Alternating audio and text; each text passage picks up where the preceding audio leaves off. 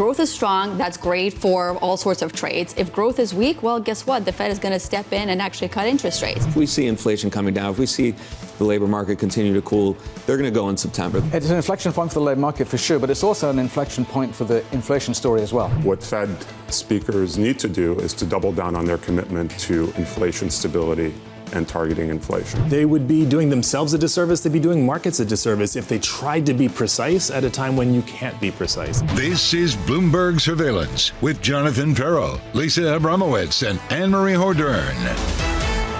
A rally that looks increasingly fragile to end the week. Welcome back. This is Bloomberg Surveillance for our audience worldwide. Anne-Marie Hordern, Danny Berger, Lisa Abramowitz, Jonathan Ferro will be back at some point next week. We come into this end of this week with a rally that is barely there, with NVIDIA really gaining the gains and then gaining the falls when it falters. And Danny, I gotta say, that really is the ultimate question. How fragile has this market become, given that its rise and its fall seems to hinge on one stock? It's a very live by the sword, die by the sword kind of moment. When you have, as Jim Reed points out, 58% of stocks in the S&P gained yesterday, yet the overall index fell. So one day, of course, does not make a trend, but if momentum really turns, how ugly does it look, especially when everyone just piled into tech funds? To that point, we were looking at the Michael Hartnett data over from Bank of America and EPFR, and he was pointing to an $8.7 billion inflow in 1 week into tech funds. So just as this feeling of, well, what's going to drive the further gains, especially as there's some challenges to potentially the growth prospects ahead, Anne-Marie? Well, we had growth numbers out of Europe when it comes to manufacturing. And we are seeing a little bit of softness. Euro area private sector business activity unexpectedly losing that momentum. I was also struck by German PMI, that falling as well. A lot of concerns as well as what does this mean when there's more risks on the margins politically? Bank of America coming out, the stock strategists see U.S. consumer weakness intensifying, and that trends maybe means economic growth and inflation will drive a slowdown. But how much and how do you time it is the big question. And we've been talking about this for a while. And Anne-Marie, I'm glad you brought that up because we've been saying, okay, slowing but not slow, right? We're going into a trajectory that maybe is more sustainable, but that isn't necessarily falling off a cliff to recession kind of territory. Danny, it just feels like increasingly the data is just a little weaker than we previously thought it would be. And so this is sort of the key question. Regardless of whether we're heading into a recession, are we underestimating some of the weakness under the hood? Well, not only is it weaker, it's a lot weaker than we expected. The Citi economic surprise data, it's now its lowest going back to August 2022. And you could say, the survey data has been so bad. That's why it's falling. When you break it up, it's the hard data, too, that is surprised to the downside. And that is a problem for the bulls who say, you know what, the tech rally, it's not a problem because we'll get this broadening out and everything will rise and play catch up. How is it supposed to play catch up when we're, okay, not slow, but slowing? What did you make, Anne-Marie, of the fact that some of the weakness, the unexpected weakness in Europe was due to politics? That's what some people seem to say, that the weakening that we saw, the unexpected weakening in the PMIs, especially in France, was due to exactly the snap election that was going to be called in just a couple weeks' time. It just has concern on everyone's mind on what this means for the trajectory of France, what this means for what you see in notes. People are talking about the premium, potentially what it means for French bonds, the trajectory of their fiscal deficit. And on the margins, there is that risk of, does this mean you could potentially get a more Eurosceptic France? And what does that mean for the trading bloc as a whole? And it also, to your point, some people are speculating, well, what we're going to see is just a wider risk premium for French bonds for the foreseeable future. It ain't going back to where it was before. Right now in markets, really, we are up just a little bit, a nudge for the week. We could erase that if some of the losses do continue today. It would be a second day of losses, albeit incredibly marginal, down about 0.1%, and it could all change very quickly, as we learned yesterday. S&P futures at 55.37. The euro basically just south of that 107 level. This is what's interesting about the euro. Just grinding lower, grinding weaker versus the dollar consistently, albeit at a slow pace, 106.98. Yields lower, and this is interesting to me. 3 basis point decline on the 10-year yield. You can see this pretty much across the board. Retracing some of the gains yesterday, yields up, price down, in part as people start to wonder, are we underpricing the risk of a harder landing. Crude prices basically stagnant at $81.33. Coming up this hour, Christian Nolting of Deutsche Bank as the AI-fueled rally in stocks takes a pause. Greg Valliere of AGF Investments ahead of next week's presidential debate. And Marc Giannoni of Barclays on the U.S. economy's mighty tailwind. We begin with our top story. Stocks edging lower as the AI-powered rally takes a bit of a breather. Christian Nolting of Deutsche Bank writing this. The strong performance of mega cap and AI stocks, coupled with healthy EPS growth expectations, have been driving forces behind the rally. We see the S&P 500 at 5,600 by mid-2025, which basically means it's going very kind of range-bound for the foreseeable future. Christian joins us now. Before we get to 2025, can you just give us your sense of how fragile you think this rally in the U.S. equity market is right now? Yeah, I think it's important to watch what has happened. I think markets are a bit priced to perfection, if I may say, so all this Goldilocks scenario. But as long as we get the earnings in place where expectations, I think, are quite high, I think that's sustainable. But if there is some disappointment on the earnings, then, of course, there could be a kind of consolidation in the market. Nevertheless, the 5,600 we have is slightly up from here, obviously. But we wouldn't rule out that there's a little drop. We see the economy, and you just talked about this, to come down a little bit, but then not going into recession and then to move slightly upwards. So I think that's the trajectory we have in mind. But I think it would be quite healthy if we can get some kind of consolidation over the next 3 months. It matters how the consolidation happens, because so far we're not seeing a broad-based rally.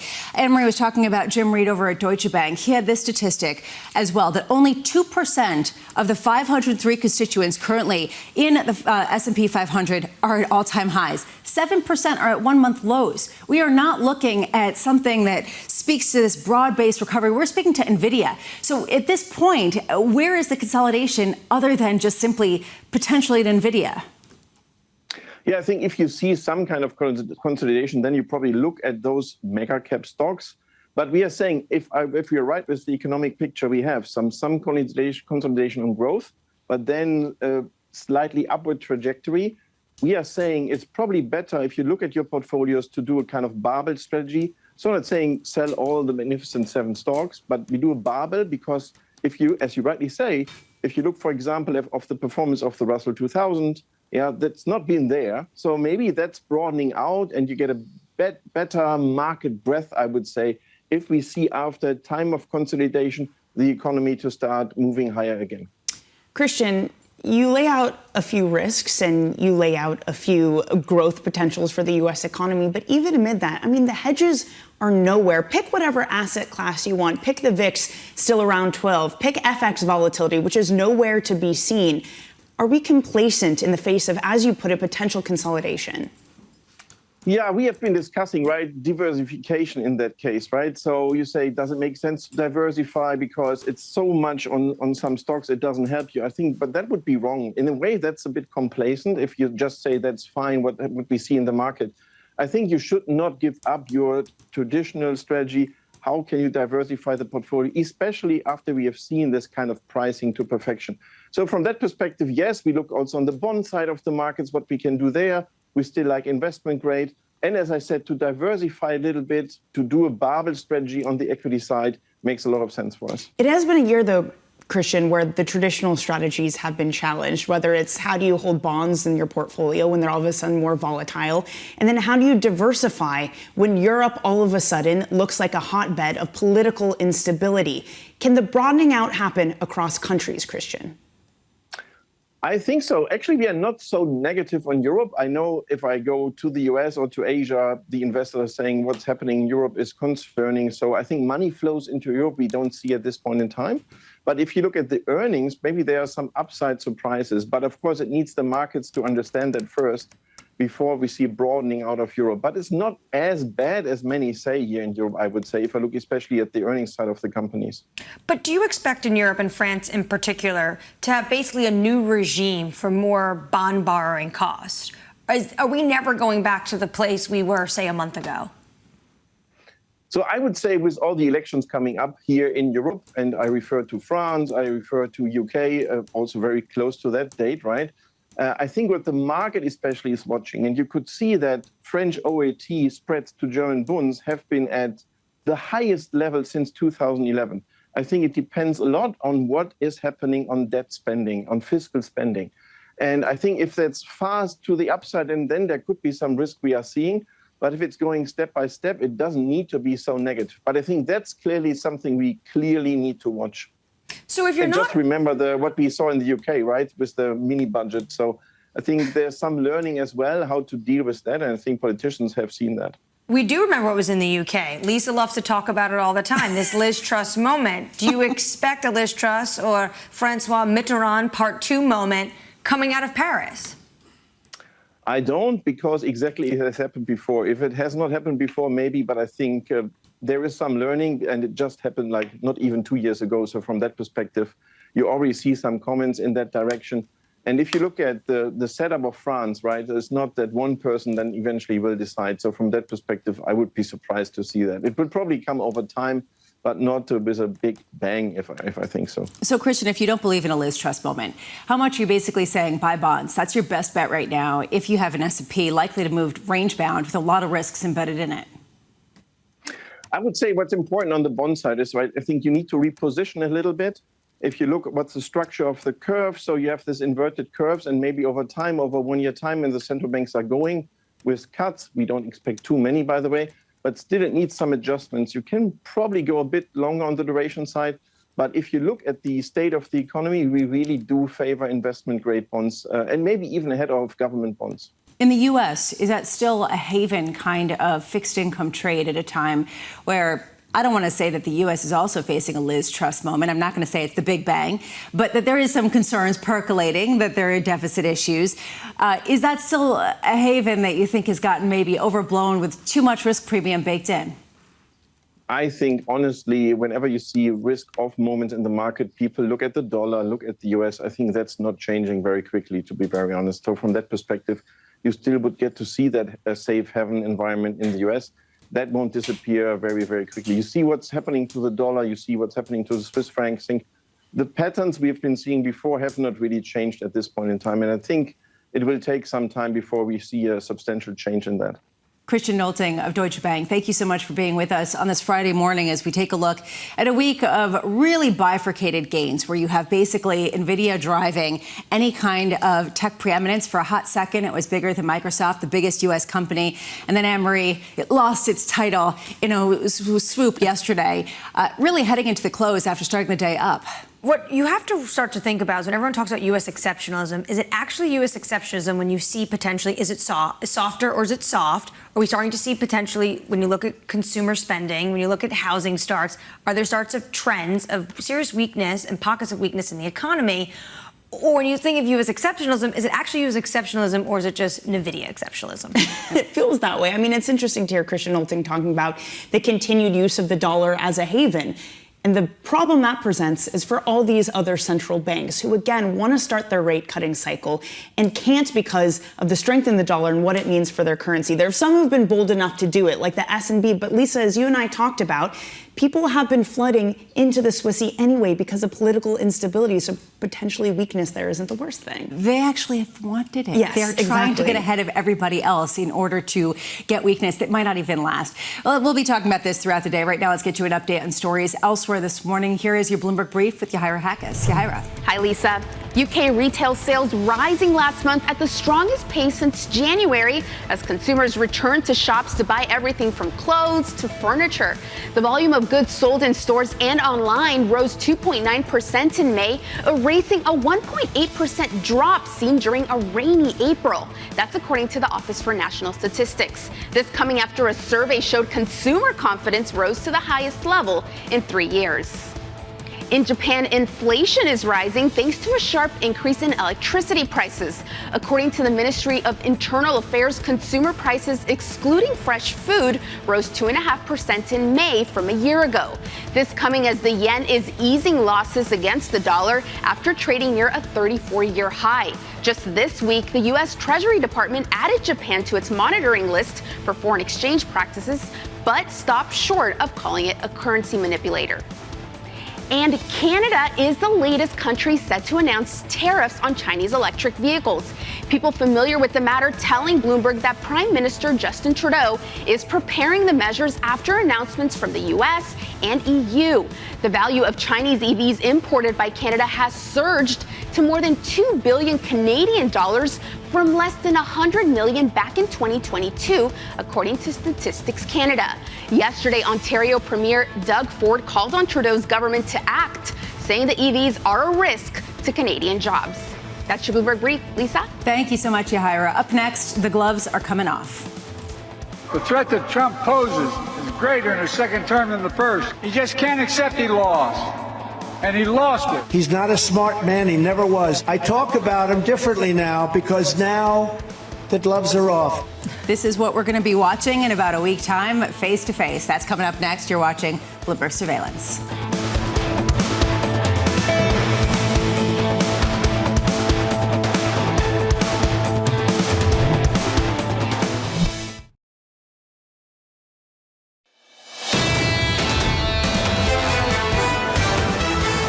NVIDIA has gained 164% this year. One statistic yesterday said that right now the market valuation of NVIDIA, crossing the $3 trillion line, is equal to all of the real estate in New York City. Welcome back. This is Bloomberg Surveillance. Anne-Marie Hordern, Danny Berger, myself, Lisa Abramowitz. John Farrow is off today, and he will be back at some point next week. S&P futures lower by about 0.1%. Euro a bit weaker. To me, it's interesting that we've actually crossed through that 107 mark, especially at a time where you hear a growing number of analysts. And frankly, can we sit on this for a hot second? Who has not come on this show and said that they're actually more optimistic about England, or not about England, about the European Union, about France over the past couple of weeks than even the U.S., just based on some of the expectations versus the reality? Well, I think some people are seeing what's happening. They're looking at the polls, and yeah, you can see Marine Le Pen's party and the far left that want to be a coalition. They're really going to squeeze Macron's party. But then what do you have? You have this cohabitation that we love to talk about. And it's going to be hard to get a lot done. And they're potentially think that too much is baked in. So potentially now is the actual time to get in and get exposure while it's cheaper. But also just listening to you talk, I mean, we don't know what this is going to look like. We don't know what cohabitation looks like. We don't exactly know what the policies will be and how much they spend. And that to me really throws into the wrench into the works of this bullishness we've been hearing. I mean, we saw the PMIs heavily influenced by politics. Businesses don't want to do deals. They don't want to take big decisions when they don't know what's going on. But once we have the election, will we even have much of a clear picture? We still need to work out what these governments will look like. And to me, that speaks to issues with some of these bullish arguments. And that's not just for Europe, but it's also for the U.S. Under surveillance this morning, the gloves are coming off. Folks, the threat that Trump poses is greater in his second term than the first. The whole world is laughing at him. He's a fool. He's not a smart man. He never was. He just can't accept he lost. And he lost it. I talk about him differently now because now the gloves are off. My predecessor failed the most basic presidential duty, the duty to care. We're going to make America great again. November 5th is the most important day in the history of our country. Here is the latest. The Trump campaign riding a surge in donations going into next week's first presidential debate, outraising President Biden for a second straight month. Greg Valliere of AGF Investments saying it'll come down to who scares voters the least. Writing, quote, "That's why Biden still has a chance. He's slow, but less scary if well programmed. Trump will be aggressive and relentless, but could he overplay his hand?" Greg joins us now. I've got to say, Greg, what inspiring words you wrote. I want to talk about some of the donations, given the fact that there seems to be more of an acceptance of Trump by, frankly, big business in a way that there wasn't a couple of months ago. Can you talk a little bit about the shift that you're seeing as evidenced by some of the donation flows? Yeah, it's been really interesting, hasn't it? All of a sudden, the money is pouring in. I think a lot of Wall Street, Silicon Valley, wealthy CEOs see the train leaving the station. I'm not sure that's accurate. I think Biden still has a chance. But I think a lot of these business leaders see the train leaving the station and they don't want to be left behind.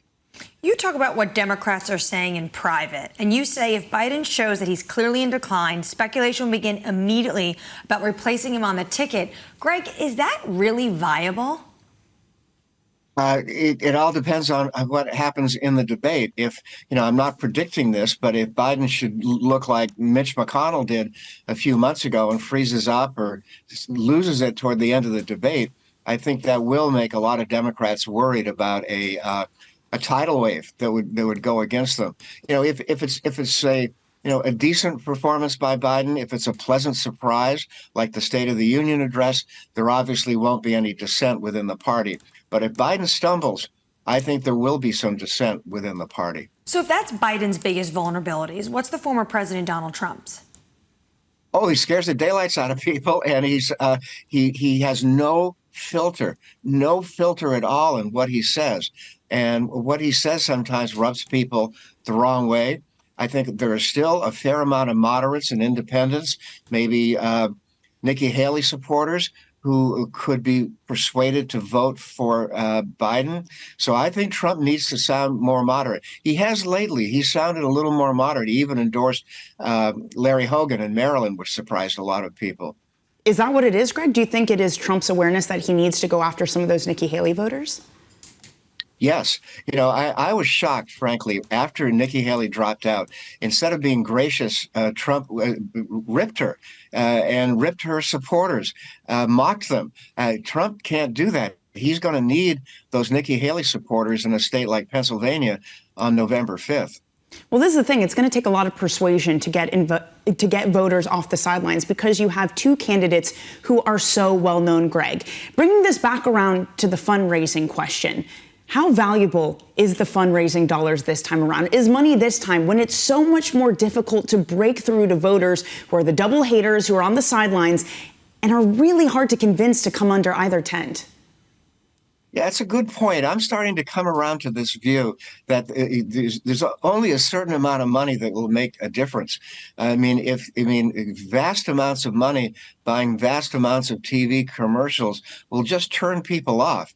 I think the incessant commercials on TV at some point become a negative rather than a positive.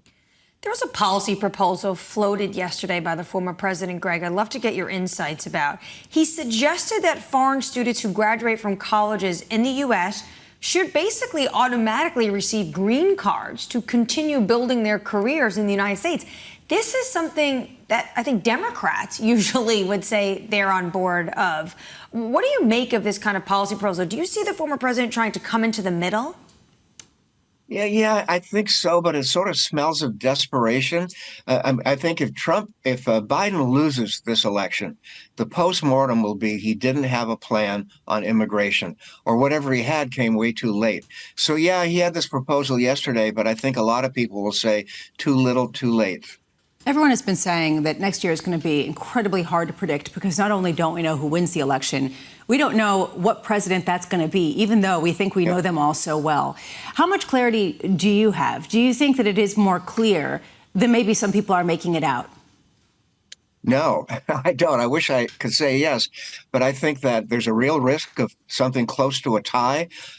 We've seen this movie before. We didn't like this movie, but you could see after November 5th, no clear winner, but recounts, charges of voter irregularities, lots of litigation. That's something that not only the public won't like, but I think the markets wouldn't enjoy seeing something that drags on into December. We have to have an inauguration on January 20th. That's in the Constitution. But I think we could go well into January without being sure who actually won the election, let alone the policies that are tagged on as a result. Greg Valliere of AGF Investments, thank you so much for being with us. I mean, this is a reason why we see some of these calls for 2026, and we sort of wonder, what kind of parameters are they looking at? Yeah, what kind of crystal ball do they have that we don't? Because even if you know who the president might be, you don't know the composition of Congress to get any policy through. I'm struck about the debate next week because Biden won the coin toss, and he decided he's going to pick his podium where he wants to stand on the stage, but Trump gets the last word. What difference does a podium make? I guess he has a certain side he likes. Cool, don't we all? That's what you have to look forward to. Coming up, French elections continuing to weigh on European markets. Sebastian Raedler of Merrill Lynch joining us next.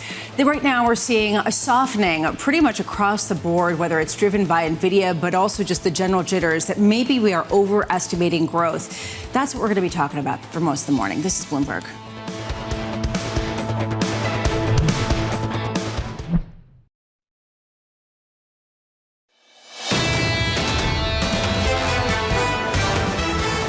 It was a shorter week. It didn't quite feel like that, as it always seems to be. Welcome back. This is Bloomberg Surveillance. There seems to be a softness under the hood as people start to worry about both political risk having a real consequence on the growth trajectory with some of the latest data out of Europe, but also of this fragility that we're seeing in markets that are dominated by one name, that is NVIDIA. And NVIDIA evidently can't go to the moon based on yesterday's trading, although today maybe people can try to reverse that. What you're seeing is a bit of softness, deepening some of the losses down to 0.1%, 55.34 on the S&P. NASDAQ down close to the same. What I find interesting is actually the S&P is outperforming the NASDAQ for the first time in a long time this week. This, to me, will be very curious if it continues. The Russell 2000 also outperforming the NASDAQ 100 week to date. Should this continue, that will continue. If you flip up the board, you could see yields lower, basically bouncing back to where they were before the sell-off that we saw yesterday. 10-year Treasury yields 4.22,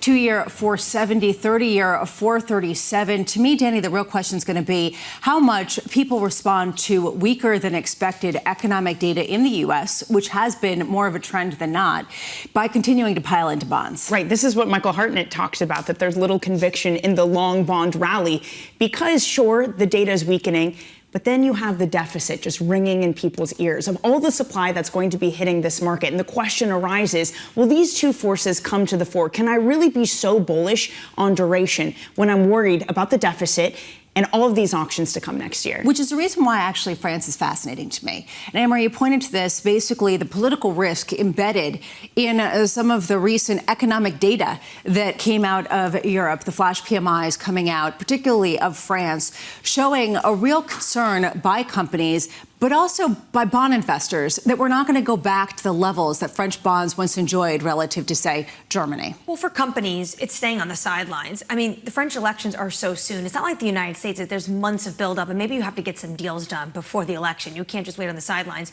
For now, it feels like there's a concern, so they're saying, well, we can wait a few months. To Danny's point, that might not mean we actually know what this cohabitation that we think is going to happen might look like. Keep going. But at least, potentially, there's a little bit more of a roadmap forward. When it comes to the bond market in France, I think it's really interesting. Zurich Insurance Company said this: we had a step change of where France is going to trade relative to Germany. I just don't think that French bonds will trade again at the level of the spread they had in the past. The damage and the concern is already done, regardless of the outcome. And even if there isn't some sort of big bang moment, as Christian Nolting was saying, there is sort of a bleed weaker in the euro on the heels of some of this. The fact that we've gone beneath 107 at a time, where a lot of people seem to be saying that they're growing more optimistic about Europe, is notable to me. Right now, 106.87, just this grinding weaker at a time when a lot of people said this would be the year of the euro, especially as the ECB got ahead of the Fed and then got more stability and strength in the economy. Under surveillance this morning,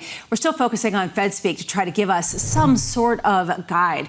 Can they do it? This morning, Richmond Fed President Tom Barkin calling for more clarity on inflation before cutting rates. It comes as former Fed official Jim Bullard says the latest CPI print sparks hope for a September rate cut. Yesterday, we got some discussion from the likes of Austin Goolsbee of the Chicago Fed, basically saying it'll just take a couple more prints, Danny, to really gain that confidence. This was the thing I liked the most from Barkin. He said that there are times where we want to give forward guidance and have given forward guidance. This doesn't feel like one of those times to me. It doesn't feel like a forward guidance time, which is also an exercise in how many times you can say forward guidance. But this is what Seth Carpenter was talking to us about yesterday, this idea that the data at the moment as it stands, it's not a time that gives you a clear forecast. It gives you a clear path. And it would be a mistake for policymakers to try to pretend like they have one. I mean, just as a thought experiment, if policymakers were as reactive to the last month's data as they were, and they were that reactive and did that in the first quarter, surely they would have hiked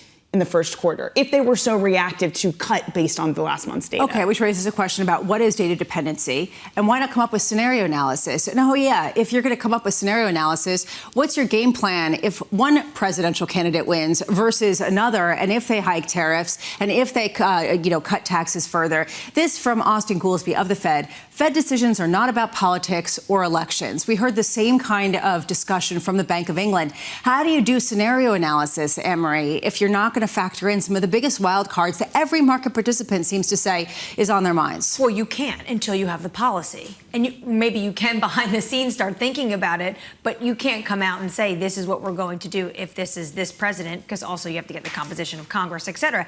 It's very challenging, and also the optics make it very difficult. I like something Barkin said yesterday when he said, at this moment, it feels like if you made a cut, you made a cut. And then let's see where the data takes you. So basically what they're saying is maybe we'll make a cut, but then after that, we are in no man's land. We don't know what comes next. To your point, and how do you plan for 2025? Yeah, well, we know it comes next week, which is the presidential debate. The presidential fundraising figures for May showing Donald Trump outraising Joe Biden for a second straight month. Biden picking up $85 million, well short of the $141 million donated to Trump's campaign. It really is compelling to me that we heard from Craig Valliere, Anne-Marie, that basically this is people are trying to play catch up within the mainstream corporations, realizing, there is a good chance he's going to be president and they don't want to be left behind. Also, the fact that Trump campaigned heavily on his conviction in New York. You had the Biden campaign coming out, Biden himself mocking Trump, saying he's broke down. They kept repeating that he's suffering, crushed by debt. But now it's the Biden campaign that's putting out their own fundraising emails, trying to say, post this conviction, we need that cash flow. Yeah, but at the same time, there's so many people who've already tuned this election out that don't care, don't want to see ads. So how far does that money go this time around? And that's something that Greg Valliere picked up on, said it's a very good point. European stocks, meanwhile, are heading lower as PMIs in the region unexpectedly lost steam. As the outcome of the snap elections in France weighs on firms, the latest polling out of France showing support for Marine Le Pen's far-right party gaining support ahead of elections later this month. Sebastian Raedler of Merrill Lynch writing this: we remain negative on European equities and underweight France on expectations of weakening growth. A further acceleration in euro area growth could easily offset the drag from a more fraught political environment. Sebastian joins us now. Sebastian, which is it? And this is actually, frankly, a confusion that we've been having all week. That some people, Sebastian, are saying, yeah, we could get that weakness if some of this political uncertainty continues or if it does transpire in a way that's market unfriendly. But otherwise, Europe is the place to go, especially next to an expensive-looking U.S. Absolutely. And we see that a lot in our client conversation. People highlight the data weakness in the US we've already seen, and you discussed this earlier. But in Europe, the macro data until today was holding up. So people are saying this is a safe port in the storm. And we simply disagree. We think growth momentum will weaken in the US, in the euro area, because in very simple terms, monetary tightening works with a lag, and the lags are now going to hit both economies. So we think growth is going to disappoint, it's going to weaken, and it's going to disappoint the expectations of Europe being a safe haven. So when you talk about European equities possibly being at risk of further losses, are you saying that the U.S. is preferable, or are you saying that all regions, particularly equity markets that have gotten a boost from recent optimism, are subject to potential risk on that kind of weakening growth outlook that you're suggesting might be understated? Yeah, I think that's a very good summary. And if you give me that option, which of these two statements, I would make both statements. I think all equity markets are at a risk simply because you are at the point where the unemployment rate in the US is very low, is starting to pick up. The savings ratio is very low, is starting to pick up. We're starting to see the weakness in the consumer. We're seeing consumer confidence really declining very sharply in the US. And the US so far has held up the global growth story. So if global growth weakens on the back of a weakening US, weakening Europe, that's negative for risk assets across the board. But we think European equities are particularly vulnerable because they're more cyclical and they have more value names which would underperform if the weakness in economic activity together with fading inflation also leads to declining bond yields. So, Sebastian, what can I buy then? So there are amazing opportunities in the beaten-up defensive sectors that you've got in Europe. Take a sector like food and beverages, at a 12-year low relative to the market, cheapest sector in the market because it's the most defensive and has gotten clobbered by the compression in risk premia, global risk premia effectively at all-time lows. If this combination of macro factors we've just discussed leads macro risk premia to rise, that is a fantastic catalyst for outperformance for the defensive sectors and in particular the beaten-up food and beverages sector. But overall, besides maybe the defensive sector, on European equities, you remain negative at the moment for now. So what happens after the election potentially when we get some more clarity? To be honest, you were talking about economic downside as a function of the election. I would really think about them as separate. So there's political risk and there's economic risk. We think that, and then investors have to decide always which, in this kind of priority list, which is the thing really to focus on. We think the economic risk is by far the most important point. When the labor market starts to inflect negatively, that typically heralds bad things happening for risk assets, bad things happening for risk premium. We think that will be the dominant dynamic over coming months. So if growth meant weakens, not because of the election, but because of the normal functioning of the macro cycle, that means equities lower, cyclicals underperforming defensives, but then a lot of scope for bonds to rally, and that's obviously my colleague Michael Hartnett has the exact same view, and for beaten up defensive sectors to outperform. Outside of Europe and the United States, there was a lot of also talk about expansion and getting this potential exposure to places like Japan. Does that still make sense? So I'm of course, a European equities strategist, so I don't focus mainly on Japan. That said, we run our models in the background, and Japan, like Europe, is a value trade, so it has benefited from the spike in bond yields because it got a lot of value sectors. And it has benefited from the weakening in the yen. Now, the yen is a very defensive currency. It would strengthen if you get a weakening of global growth. Plus, if bond yields decline, then value sectors and value assets underperform, as we've just discussed. So therefore, Japan had a good run, but the macro environment I'm describing is not one in which Japanese equities will continue to do well. Sebastian, the picture that you're painting goes to this question that we've been asking pretty consistently for the past couple of months. Weakening, but not weak. That has been the hope, the white hope for a lot of different markets, particularly the U.S. and this whole idea of Goldilocks. How do we know that threshold between weakening and weak, when it is a good thing and when it is a bad thing? What data are you watching to see when we've gotten to that tipping point? I completely agree with you. That's the number one question. Is a little bit of data weakness good because it removes that overheating fear that the market has been grappling with?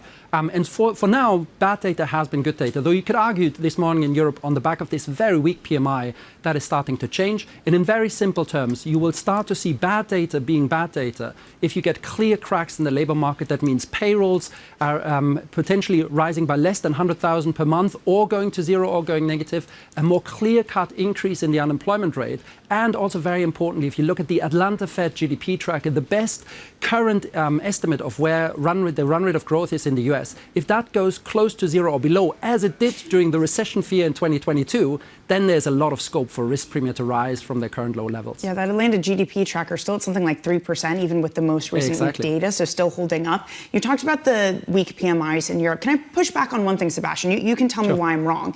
You say investors need to recognize political risk and economic risk, and the two are separate things. Wouldn't today's data argue that they're becoming the same thing, that if you have businesses holding back on their spending plans and decision making, that the political risk is turning into an economic one?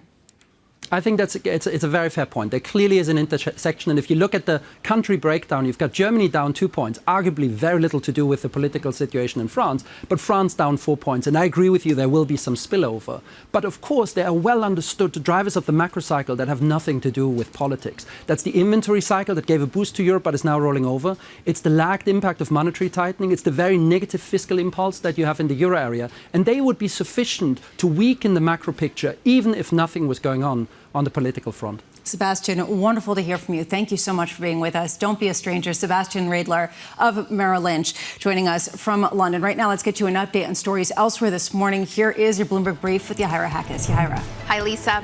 Microsoft is retaking the title of the world's most valuable public company. NVIDIA lost the crown after dropping over 3.5% in yesterday's trading and losing over $100 billion in market value. The stock is down again this morning in pre-market trading, and in a filing with the SEC, it was revealed NVIDIA CEO Jensen Huang sold a fraction of his stake in the company for just under $32 million. Hackers are selling consumer data of LendingTree subsidiary QuoteWizard after the company detected unauthorized access on a cloud database, according to a person familiar. There have been several listings of the data on cyber criminal forums being sold to the highest bidder. The person telling Bloomberg the hack has had no impact on operations, and LendingTree is still investigating the size and scope of the theft. And American Airlines unionized flight attendants are threatening to strike after the latest round of talks with the company ended without an agreement on a new contract. Flight attendants are demanding better pay, saying they haven't received a raise in 5 years. American Airlines saying it expects additional dates for negotiations to be scheduled and that a deal is within reach. That's your Bloomberg Brief. Lisa? Thank you so much, Yahira. I got to say, it's sort of convenient to be discussing this when everyone's trying to get on planes, right? Because it's sort of a good time to negotiate. Got the leverage. Exactly, getting paid a little bit more. Up next, the long road to 2%. It'll probably take a year or two to get all the way back down to our 2% target. The good news in all of this is that the labor market has remained remarkably strong. That's coming up next. You're watching Bloomberg.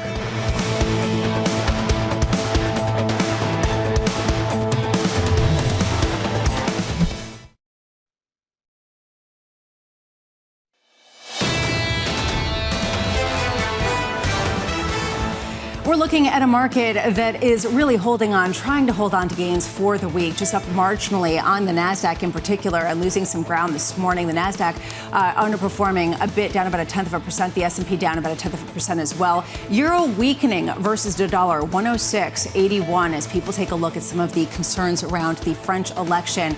Yields lower as they retrace some of the gains that were lost yesterday. Under surveillance this morning, the long road to 2%. Wage growth is still pretty good for workers.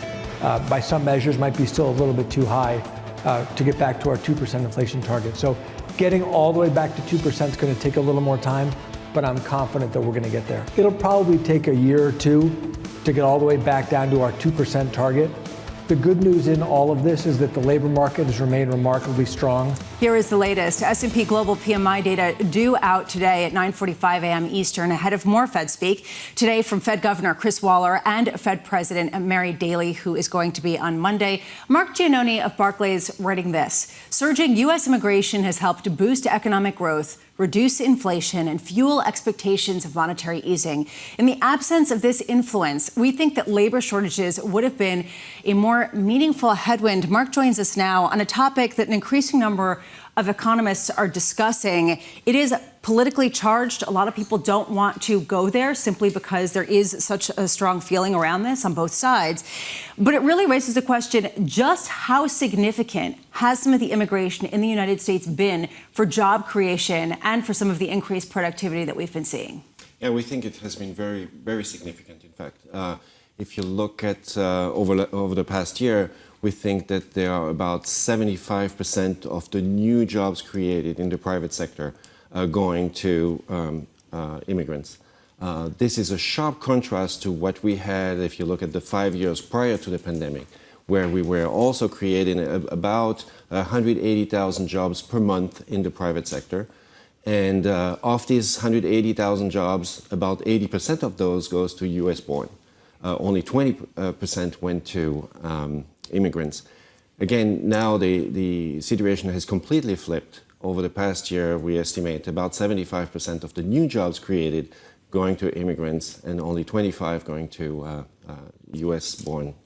Which raises this question about the accuracy of the data also is sort of a historical analog that can be similar to some of the employment information that we've got in the past, just simply because we're talking about different kinds of numbers, and you might have job creation of people newly in this country, but it doesn't speak to mobility of existing Americans being able to go out and get a job, being able to go and get hired. How do you sort of factor the immigration tracker, which you just put out there, that's proprietary of Barclays? How do you factor that into the payrolls growth that we should be seeing in order to have some sort of healthier growth and better sentiment in the United States? Yeah, so what we've, as you pointed out, we put together a tracker of immigration by combining about 14 different statistics coming from the government. And it was incredibly difficult to put all these data together because the definitions of immigration have changed over time. The type of immigrants have changed very much over time. And in particular, over the past year, for instance, we've seen a big surge in what we call humanitarian immigrants, like those seeking refugee status or seeking asylum in the US. And the interesting feature about this group is that after entering the US and while being processed in the US, after 6 months, they can apply for a job and get a job in the US and be formally counted as part of the US non-farm payroll statistics, for instance. So in relations to these statistics, how reliable they are, yes, there's a lot of discussions about some of the issues in measuring the employment in the US. We focused mostly on the payroll statistics that covers a very broad sample, much broader than the so-called household survey that is used for the unemployment rate, but it's also much more noisy, much less reliable, we think, to count the number of jobs created over time. So we focused very much on the payroll survey, and that all our estimates went to try to assess as best as we could the contribution from immigrants. I'm glad you brought up humanitarian immigrants, because there's 3 different, or 5 in your note, you put it as 5 different types of immigration. There's people that overstay, there's visas, there's green cards. When you see this uptick in surge, is it coming from the humanitarian? Because likely that's the one that's going to get the biggest political backlash. That's right. It is really these humanitarian immigrants, that category of individuals that has really surged over the past 2 years or so, and especially last year.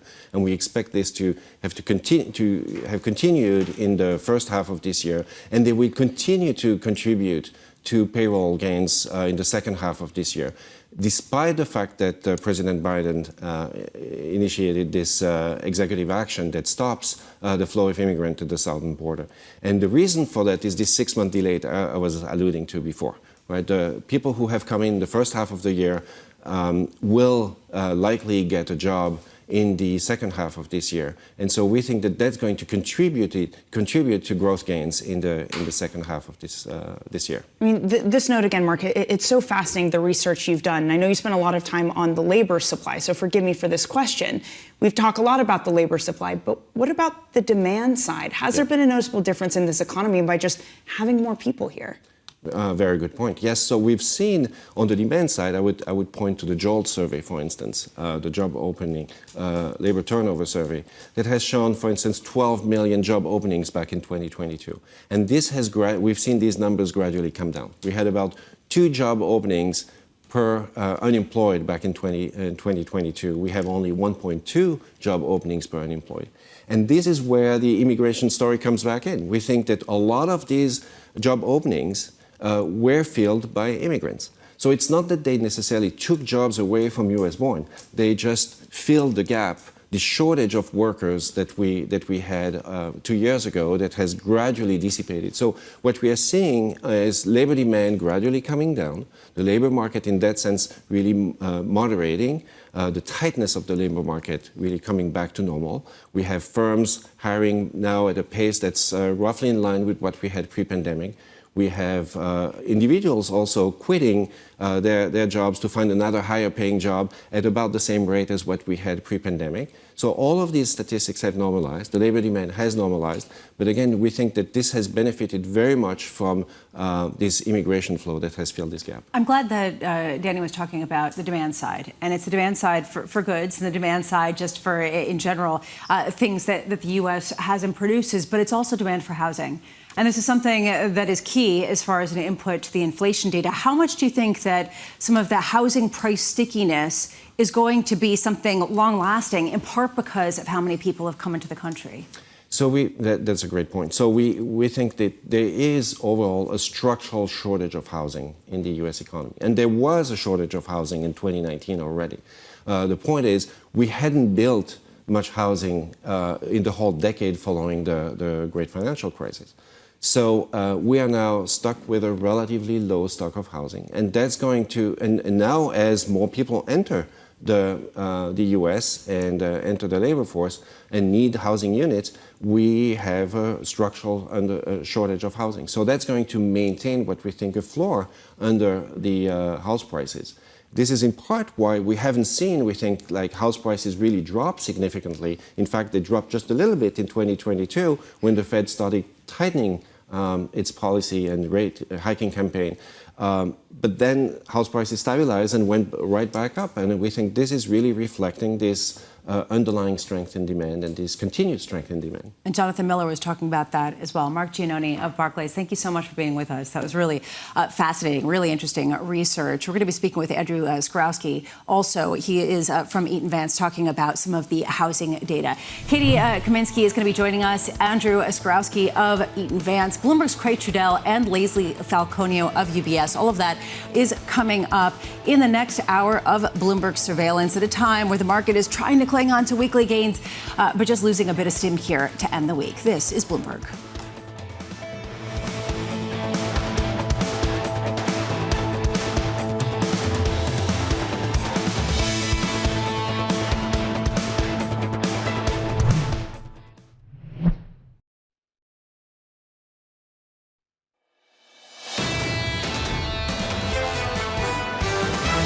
It's really about a couple of stocks or a small number of stocks that are having an outside effect on the markets. There is an underlying risk, just that folks have gotten so bullish about the AI theme. We're not necessarily at peak bubble levels, but there's definitely sort of a whiff of bubble about it. Let's face it, this is the biggest, mega trend that we have today, and you either going to implement artificial intelligence or you're going to be left behind. You can't stand in the way of that freight train of mega cap tech. You just can't do it. This is Bloomberg Surveillance with Jonathan Ferro, Lisa Abramowitz, and Anne-Marie Hordern. Is the U.S. economy weakening or weak? The gap in understanding that question is getting narrower and narrower. Welcome back. This is Bloomberg Surveillance. Anne-Marie Hordern, Danny Berger, Lisa Abramowitz. John Ferro will be back next week. We are seeing a bit of exhaustion in this market as it really has hinged mainly on one stock. Danny, to me, it feels as though people are starting to lose confidence that NVIDIA can power record gain after record gain for the foreseeable future. They're losing confidence, but they're also putting all their money into tech and NVIDIA, so it is a market of dichotomies. Dean Kern over at Macro Risk Advisors calls it a period of raging quiet. And this I like because, we can talk about NVIDIA selling off, the market weaker yesterday, but in reality, this market refuses to lose steam. We haven't had a single 2% down day for all of 2024. And there's only been 7 days where we've fallen by more than 1%. Roaring quiet, maybe at the index level. Under the hood, a little bit less than that kind of quiet, perhaps a little bit more. This, to me, from Deutsche Bank's Jim Reed, really stood out. The fact that, Anne-Marie, only 2% of the S&P 500's 503 constituents are currently at all-time highs or near that.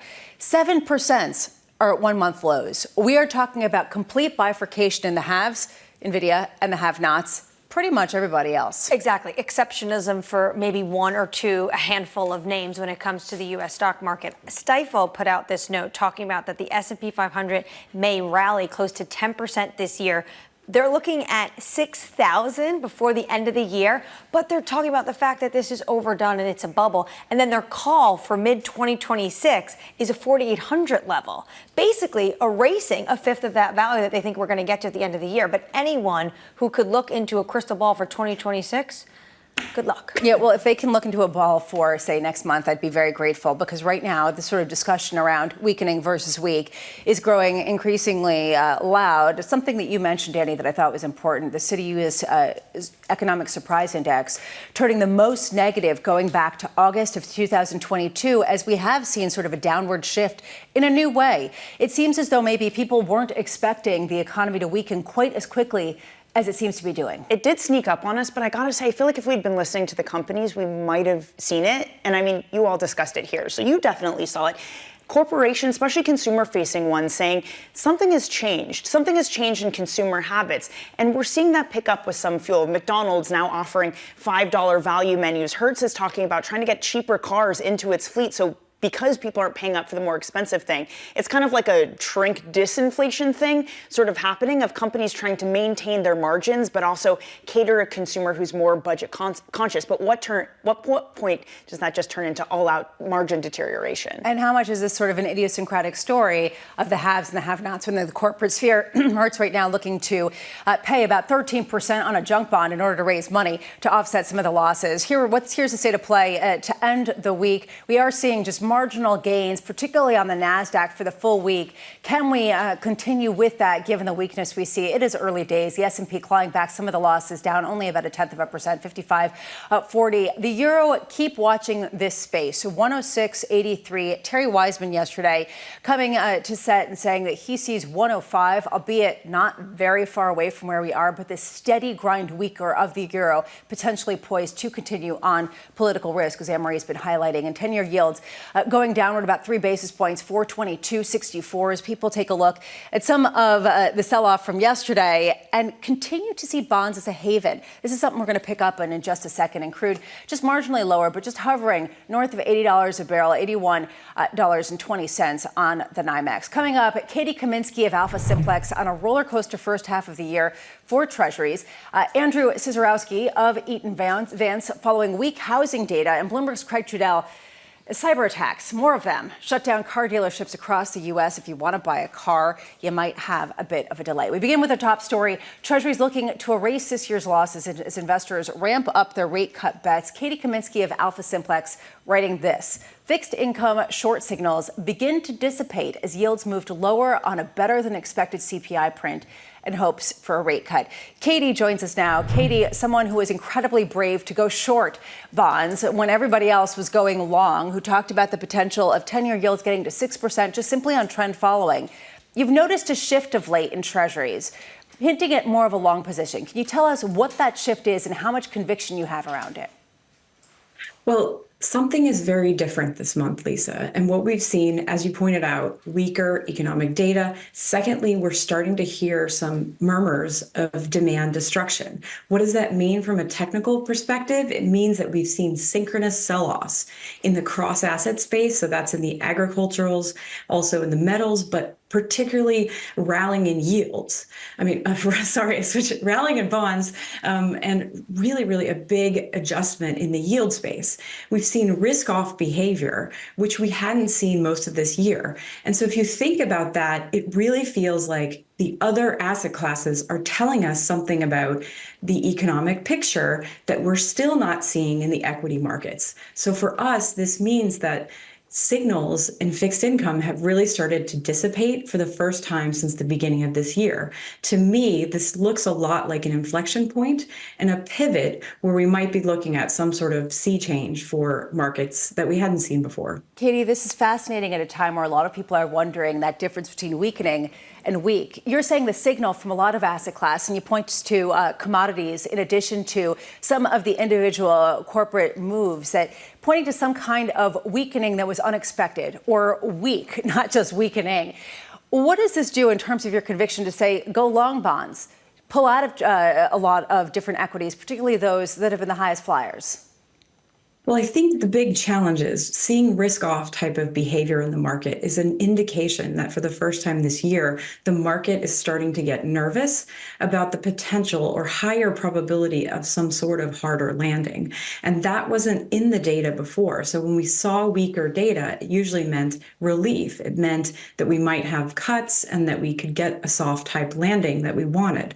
Right now, what you're seeing is this type of flee to bonds is leading to change signals in fixed income and causing people to be more likely to be long to kind of hedge the potential risk that we might have a correction, particularly if you think about the equity markets where there's such a bifurcation in the sense that valuations are very high, even though we're starting to see stabilization of a lot of economic data. So that's something that we haven't seen stabilize and nobody would like to stabilize, but multiples remain high as data starts to get back to normal. Katie, it's also been interesting to look this flee from bonds as you talk about of who's been fleeing to bonds. Just looking at the ETF flows, we're on track for TLT, that's the BlackRock Long Bond ETF, to put on its best month in terms of flows so far this year. So you do have households buying bonds, you have hedge funds buying bonds. So it's clear with all this discussion of who's going to buy all the bonds out there, people are, but the type of people who are buying it are price-sensitive buyers. What does that do to the volatility of this bond market when those are the types of folks who now are the majority owners of this market? This is a good point because we have really seen bond volatility remain elevated since COVID, or particularly once we started to see higher rates. And you see in a slightly higher inflation environment, there's a lot more bifurcation of buyers and sellers.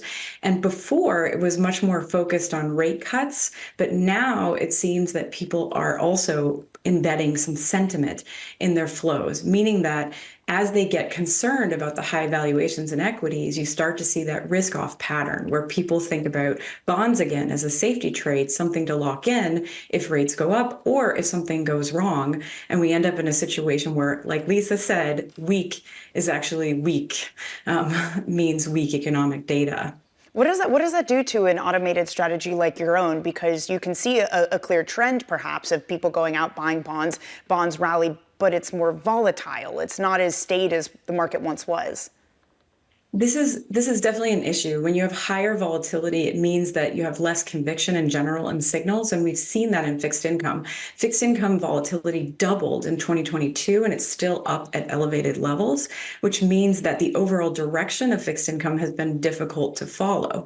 And you can see that by looking at the graph this year. Being short was the right call until recently, and now it looks like the trajectory of bonds is actually lower yields, and that suggests that technical strategies, they're just picking up on price behavior and where markets are moving at the moment.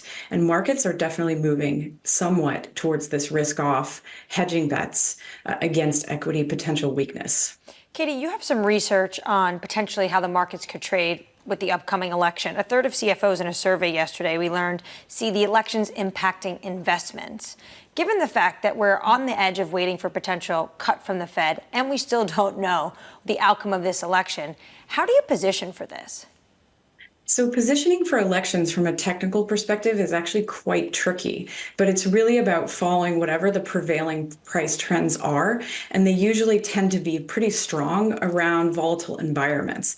So I think this fall, what's going to be interesting is going to be to see how does the market, how do people react to how the election unfolds, and what potential trends might emerge.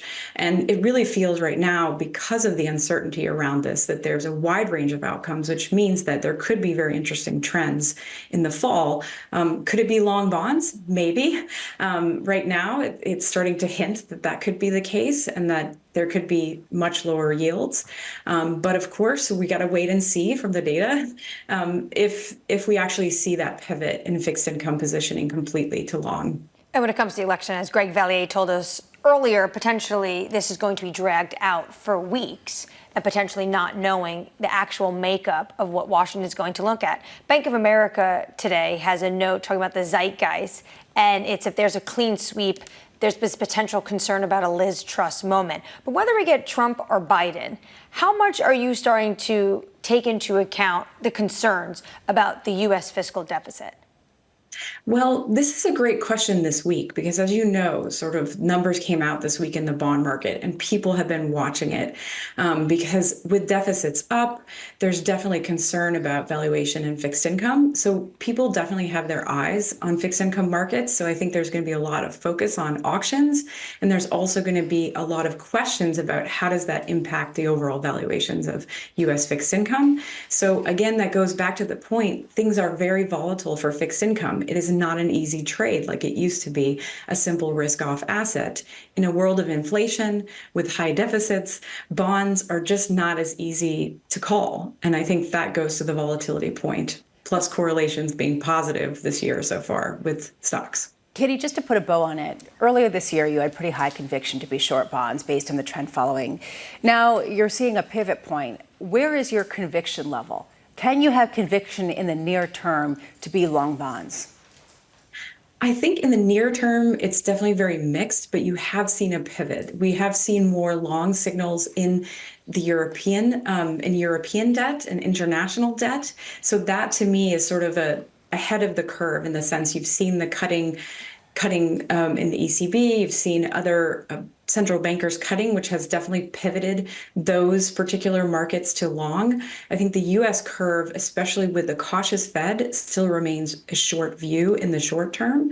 But if we continue to see evidence of risk-off behavior, you're going to see that pivot as well. Katie Kaminski of AlphaSimplex. Thank you so much. As always, great insight. Right now, let's get you an update on stories elsewhere this morning. Here is your Bloomberg Brief with Yahira Hackes. Yahira. Hi, Lisa. A United Airlines flight leaving Connecticut had to turn back shortly after takeoff after a piece of its engine cover fell off yesterday. Crew members saying they heard an abnormal noise after departing aboard the Airbus A320. United says a part of the engine's sound dampening outer liner was later found on the runway at Bradley International Airport near Hartford. Donald Trump raised more money than Joe Biden for the second straight month in this election cycle, pulling in $141 million compared to President Biden's $85 million. The contributions have come from online donors, billionaires, and super PACs, with investor Timothy Mellon donating $50 million the day after Trump was convicted. President Biden's campaign is still flush with cash, having $212 million on hand entering May. Trump and the RNC have not disclosed their total on hand. And Red Bull is looking at ways to expand its sporting empire, considering a bid for a new NBA team. Bloomberg reporting the deliberations are focused on an expansion franchise in Las Vegas, which could cost more than $4 billion. Red Bull already has significant experience in sports, owning 2 Formula One teams as well as football clubs in Germany and the U.S., though an NBA team would likely be its biggest asset yet. That's your Bloomberg Brief. Lisa? Thank you so much, Yahira. Up next, home buyers waiting on the Fed. When you see rates cut, you're going to see a surge, at least in the short run, you're going to see a surge in demand. That's coming up next. This is Bloomberg.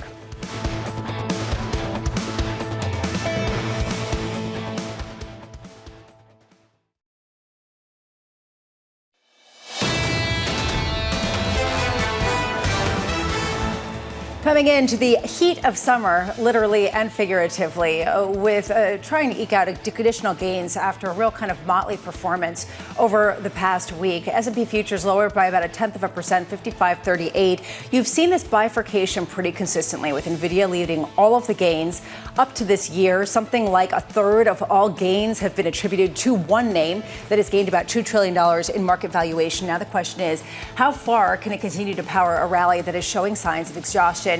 Exhaustion also in the Euro region, with PMIs coming out showing weakness, possibly because of what's happening politically. Although, Emery, as you pointed out, there are some questions about how much this was already in the pipeline. And what you see on 10-year yields just marginally lower, about 3 basis points at 4.23. Under surveillance this morning, home buyers patiently and not so patiently waiting on the Fed.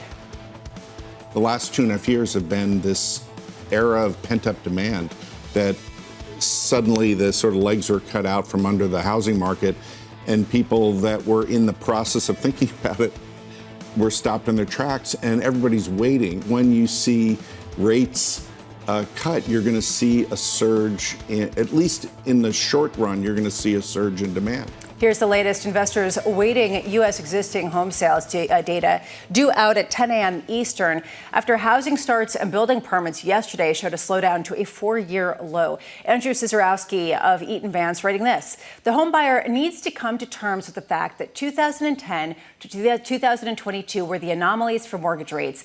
Don't expect to get a 2.5% mortgage ever again. Lack of supply is keeping home prices elevated in most markets. That is unlikely to change. Andrew joins us now. Andrew, your note was bleak, I've got to say. Fascinating research, but rather bleak for anyone who wants to buy a home, considering the fact that we're talking about massive increases for mortgage premiums that you're paying every month if you want to buy a home at these values and at these rates. And in your view, you don't see that going down much, do you? Yeah, look, I think we talk about mortgage rates, and obviously they went from 2.5% to 7% and near 8% at their peak. All that has done is kind of locked a lot of renters out of the market, and it's also prevented people from selling their home because they don't want to have that mortgage shock. You know, your mortgage has gone from up almost 150% from moving from where we were in 2020 when you factor in between home prices and actually mortgage rates. And so that's a huge deterrent to actually moving. And so the Fed's killed housing activity. It hasn't killed home prices because ultimately there's just no supply on the market and there's still some demand. And so that's you look at the commercial real estate market, it's a much different story. But for the actual housing inflation, the Fed's desired goal it didn't actually occur because essentially there's just no supply on the market. That's unlikely to change when you look at home builders have actually pulled back a little bit on building, and that's just we already have this underbuilding problem, and that's just going to kind of further exacerbate that home price gains going forward. So normally you would have expected this huge mortgage shock to actually create this big decline in home prices. This is one of those cases where if there's no supply, there's still some demand. We can't get there. Which raises a lot of issues, in particular about inflation going forward, considering how significant a part of some of the inflation reads housing costs are. So from your vantage point, do you see real relief on that front, this sort of expected disinflationary kind of trend that a lot of people are saying will transpire in the rental market, will happen with housing prices? Are you saying it's not going to happen? Yeah, look, I think we're going to continue to see a moderation in rental inflation. I think we'll see. I think we'll actually see home prices kind of slowly moderate from here. Again, not decline, but come down from the kind of 5-6% level to maybe kind of 2-3% level. And I think that's on the right path for the Fed. Again, I think the problem is that we have this kind of underbuilding problem. We have over 1.5 million households being created on an annual basis, but we're only building 1.2, 1.3 million homes. And so there's that shortage that still persists. And then you add in immigration, and it kind of further exacerbates that problem. So for the Fed, though, it's killing activity. I think the Fed's on the right path. I think that they never would have dreamed that you could go from 2.5% to 8% mortgage rates and not have home prices fall. But again, there was we went up by so much. The average mortgage holder has a mortgage rate sub 4%. And so it's basically, if we had just gone from 4% mortgage rates to 5%, there'd be a lot more housing activity than there's today. I think the flip side of it, though, is if mortgage rates continue to decline from here, which I expect they will, that you could actually see if mortgage rates fell 50, 100 basis points, you could actually see activity pick up, and without actually home prices kind of taking another leg higher, just kind of continuing on the path they are. In that scenario where we are seeing mortgages come down 50, 100 basis points, choose your range, Andrew, is that enough, though, to have home builders come back in force? Because as you say, they're not chasing prices right now. So does that change with lower rates? Yeah, I think one of the interesting things you're seeing with home builders is if you actually look at the average square footage of a home that new home builders are building, it's come down from just under 2,800 square feet back a decade ago to around 2,300 square feet today. So I think home builders are actually trying to meet the home buyer at a better price point. They know that the affordability is way down because of mortgage rates, and I think they're trying to do a little bit of their part there. But I do think that you're probably getting close to a bottoming in housing activity. Again, housing starts and permits are down, existing home sales are way down, but I think that we're getting close to a floor. And as mortgage rates decline, if the Fed starts cutting rates as well, I think that'll give home builders a confidence to kind of pick up for that kind of coming cycle. I think that the issue is, though, that look, we live in a country where we've already had kind of a lot of people who kind of moved out of cities, and builders have been kind of buying outside of these regions, whether that's 20 miles, 30 miles, 40 miles out.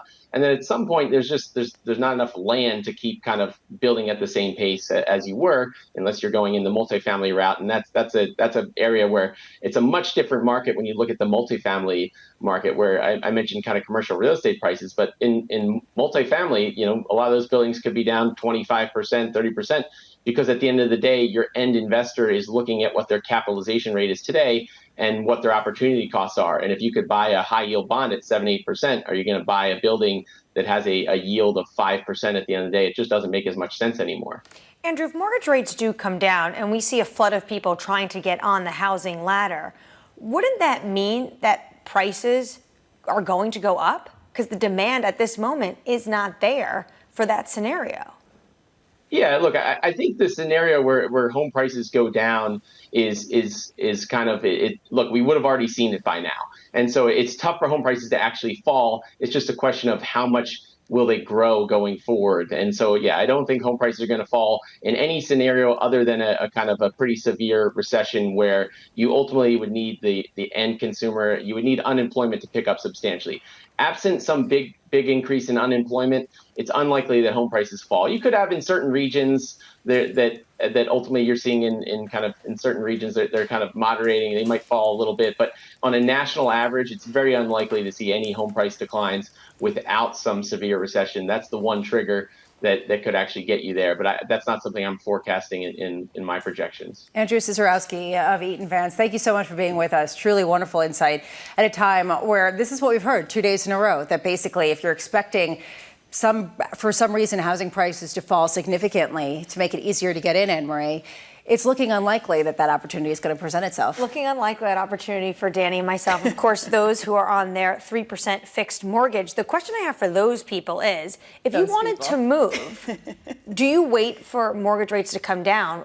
But still, is that enough to want to give up your home? This is where I have the question is, where's the supply going to come from? Speak for all of them, Lisa. Basically, if you have a much higher valuation on your home, you're doing a much better job, which gets into a whole division, frankly, of people who are younger and don't have sort of a home under belt versus those who aren't, which is some other issue that's frankly figuring into the polls quite significantly. Coming up, back-to-back cyber attacks shutting down thousands of car dealerships across the U.S. We'll discuss that with Bloomberg's Craig Trudell. This is Bloomberg.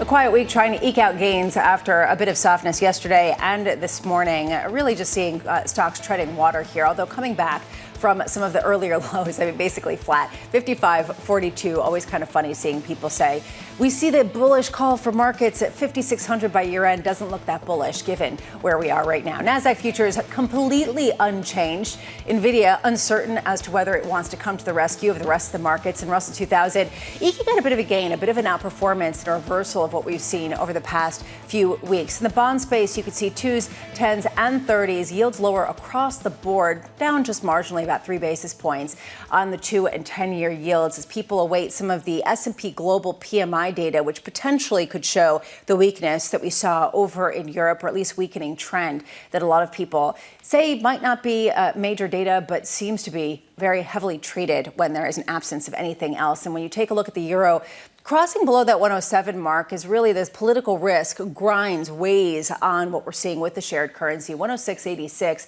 down about 0.1% to 0.2%, given some of the political turmoil and this sense that maybe the weakening that we've seen in Europe is not over in terms of just how much it can recover at a time of increased price pressure and also geopolitical turmoil. Under surveillance this morning, CDK telling car dealerships they are likely to be without software services for several more days. This comes after 2 cyber attacks in the company, which serves almost 15,000 dealerships. Bloomberg's Craig Trudell joins us now. Craig, what is this? Basically, people using pens and paper to try to sell vehicles that are entirely registered on internet-based systems?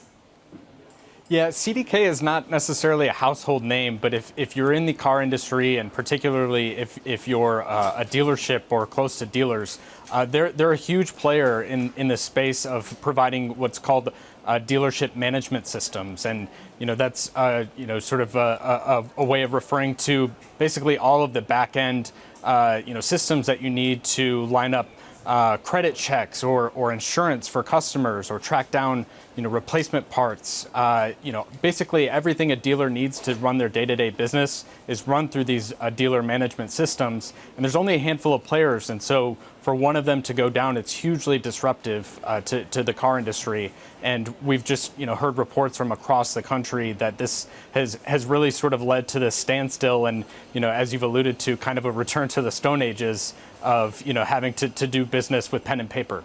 This raises also this issue of cybersecurity, especially given some of the other hacks we've seen with other types of providers at a time when cars are increasingly a national security risk. At least that's the word from this administration. How protective are some of not just systems to manage selling cars, but also the systems within cars that really manage and frankly operate most of the vehicles that we drive at this point? I mean, it's a great question, and it's kind of ironic because CDK has kind of billed itself to dealers as a provider of software that helps them with cybersecurity and protecting their customers' information. And so, this is a case of a company that this was kind of supposed to be their role, was to be a place for dealers to put customers' data and information and trust that it was going to be kept safely. And so we don't know a whole lot at this point about the extent to which customer data has been compromised. But we do know that the National Automobile Dealers Association is absolutely pressing the company on this and the extent to which, their members are affected. And, dealers themselves are telling us that, this is a concern. We had, one dealer tell us in a story that just moved onto the terminal, allude to the idea that, he estimated probably 50,000 customers have their data stored in CDK as a result of, the years of business they've been doing with this company. Craig, do we know who was behind this cyber attack, and also how long these car dealerships are going to be dealing with this, going back to the Stone Age of pen and paper? Yeah, we don't have a lot of information at this moment about who is behind this. But what we do know is that CDK, just as of last night, notified its customers that it did expect this to continue for several days. And so, this first brought down their systems on Wednesday, which was really an inopportune moment because the Juneteenth holiday would have otherwise been a really busy day for car dealers. A lot of people are off and, have a bit of time to go through the rigmarole of maybe buying a new car or getting their car serviced. So that was disruptive to, Wednesday.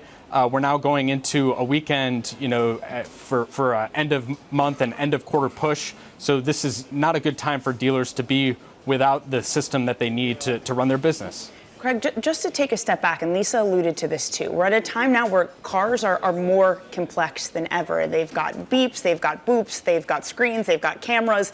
They're very confusing. So in this moment in time, how important has the dealer become? How important has it become if you have a car and you run it on the road, that's great, but you can't just go to any old shop to get it fixed? Has the relationship fundamentally altered? I think it is the case that, people think about, GM or Ford having customers' information, and that's not necessarily the case. I think, the manufacturers have absolutely wanted to get more in on that sort of pipeline of very valuable data. But they work with franchise car dealers who are actually the sort of front-facing, closer to the customer companies. And, so it absolutely is the case that these, cars have more of their customers' information in them. Some of that information is increasingly getting to the manufacturers themselves, but a lot of that, intel on people who are buying new vehicles is ending up with dealers and companies like CDK that we don't necessarily talk a lot about. But I do think that this, series of hacks is only going to sort of spotlight these handful of companies that are left in providing these services. Bloomberg's Craig Trudell, thank you so much for being with us today. I'm sure we'll be catching up with you throughout next week as we get more tariff announcements like the one that we got earlier, in addition to potential cybersecurity. All right, under surveillance this morning, former St. Louis Fed President Jim Bullard saying the latest CPI report has brought a September rate cut back into play, adding that he expects the pace of cuts to be slow amid no sense of urgency in the real economy. Danny, this is fascinating to me.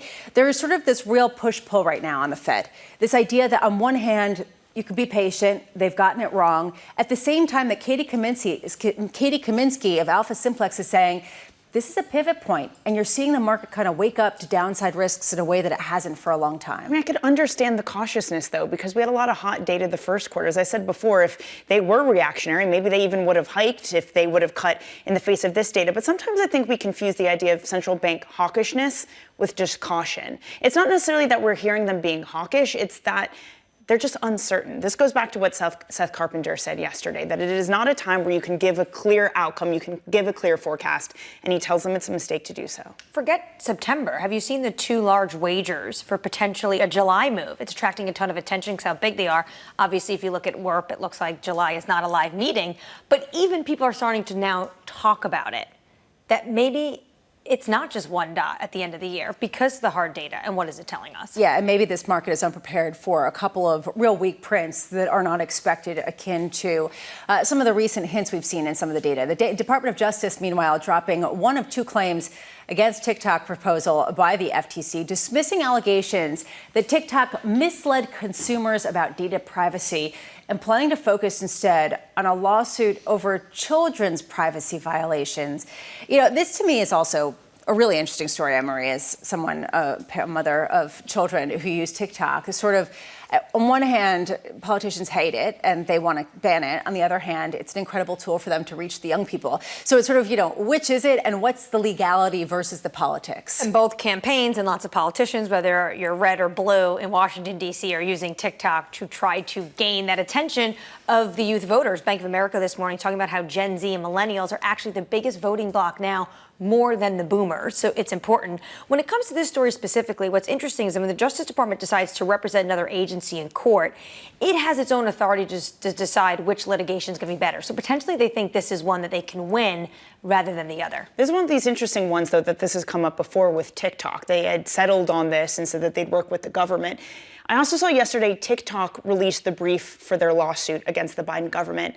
And it kind of goes back to this thing. They say, look, we've tried to work with the administration. We've tried to do things to address voter safety. They had apparently a 100-page national security government draft, where they basically said, government, we will give you a kill switch if you decide that we are a threat. So giving the government a lot of power, and they say they wouldn't work with us. And I wonder if we can look at this lawsuit and say, maybe they're not working with TikTok. Maybe they are just full force going after them. Of course, we don't actually know that. We don't actually know what's happening behind the scenes, but at least this is the case that they're starting to try to build. Yeah, this really explains also why it's so difficult to really get a handle on what political risk there is, not only just when it comes to markets and tariffs and things of that nature, but even specific companies, when it's unclear what the will is and then what the ability is, given some of these specifics. Talking about will and ability, if you're getting on a plane, yet another one, United Airlines flight leaving Connecticut had to turn back shortly after takeoff. Yesterday, a piece of its engine cover fell off aboard the Airbus A320. United saying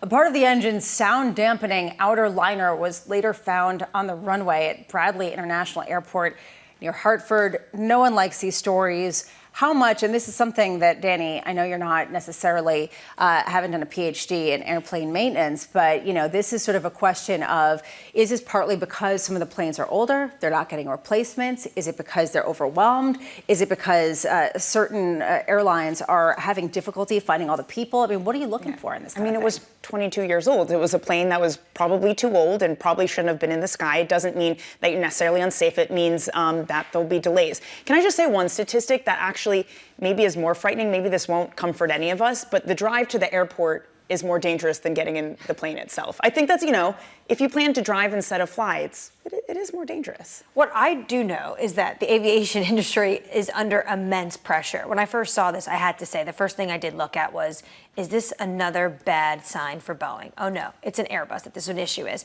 But the FAA still has a review under security safety concerns at Airbus as well, and United.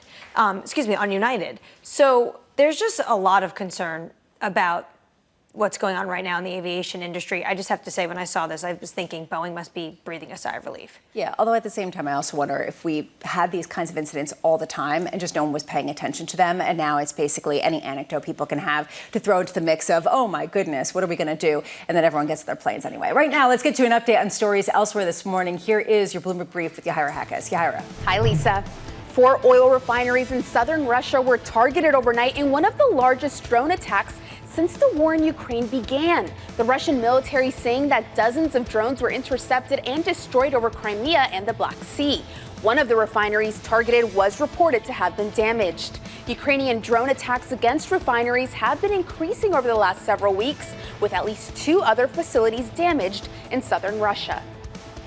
Canada is the latest country set to announce tariffs on Chinese electric vehicles. People familiar with the matter telling Bloomberg that Prime Minister Justin Trudeau is preparing the measures after announcements from here in the U.S. and EU. The value of Chinese EVs imported by Canada has surged to more than 2 billion Canadian dollars from less than 100 million back in 2022, according to Statistics Canada. Yesterday, Ontario Premier Doug Ford called on Trudeau's government to act, saying the EVs are a risk to Canadian jobs.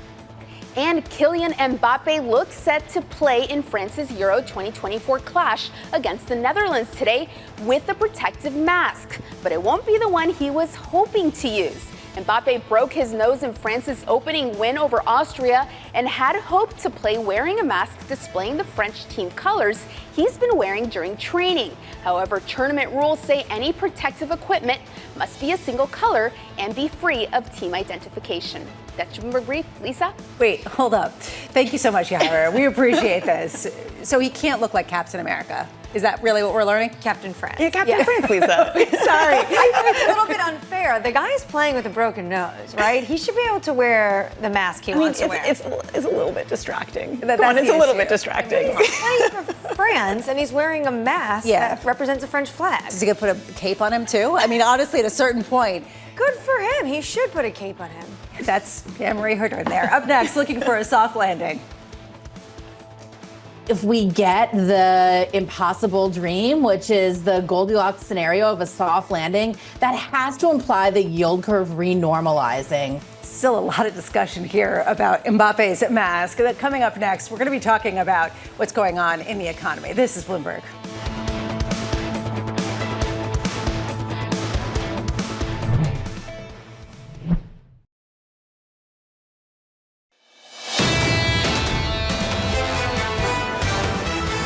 Still discussing Mbappe's mask and trying to understand the psychological effect, both for the people playing against him, but also on him. I'm sorry, but playing with an injury, just pause for a second.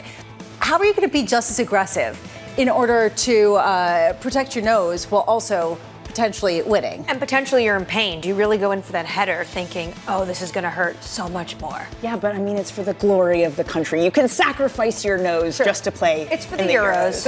And maybe that's out, so it's all depressing now. The economy under surveillance this morning. We're also looking at what's going on in bond yields, not just Mbappe's nose. Under surveillance this morning, looking for a soft landing.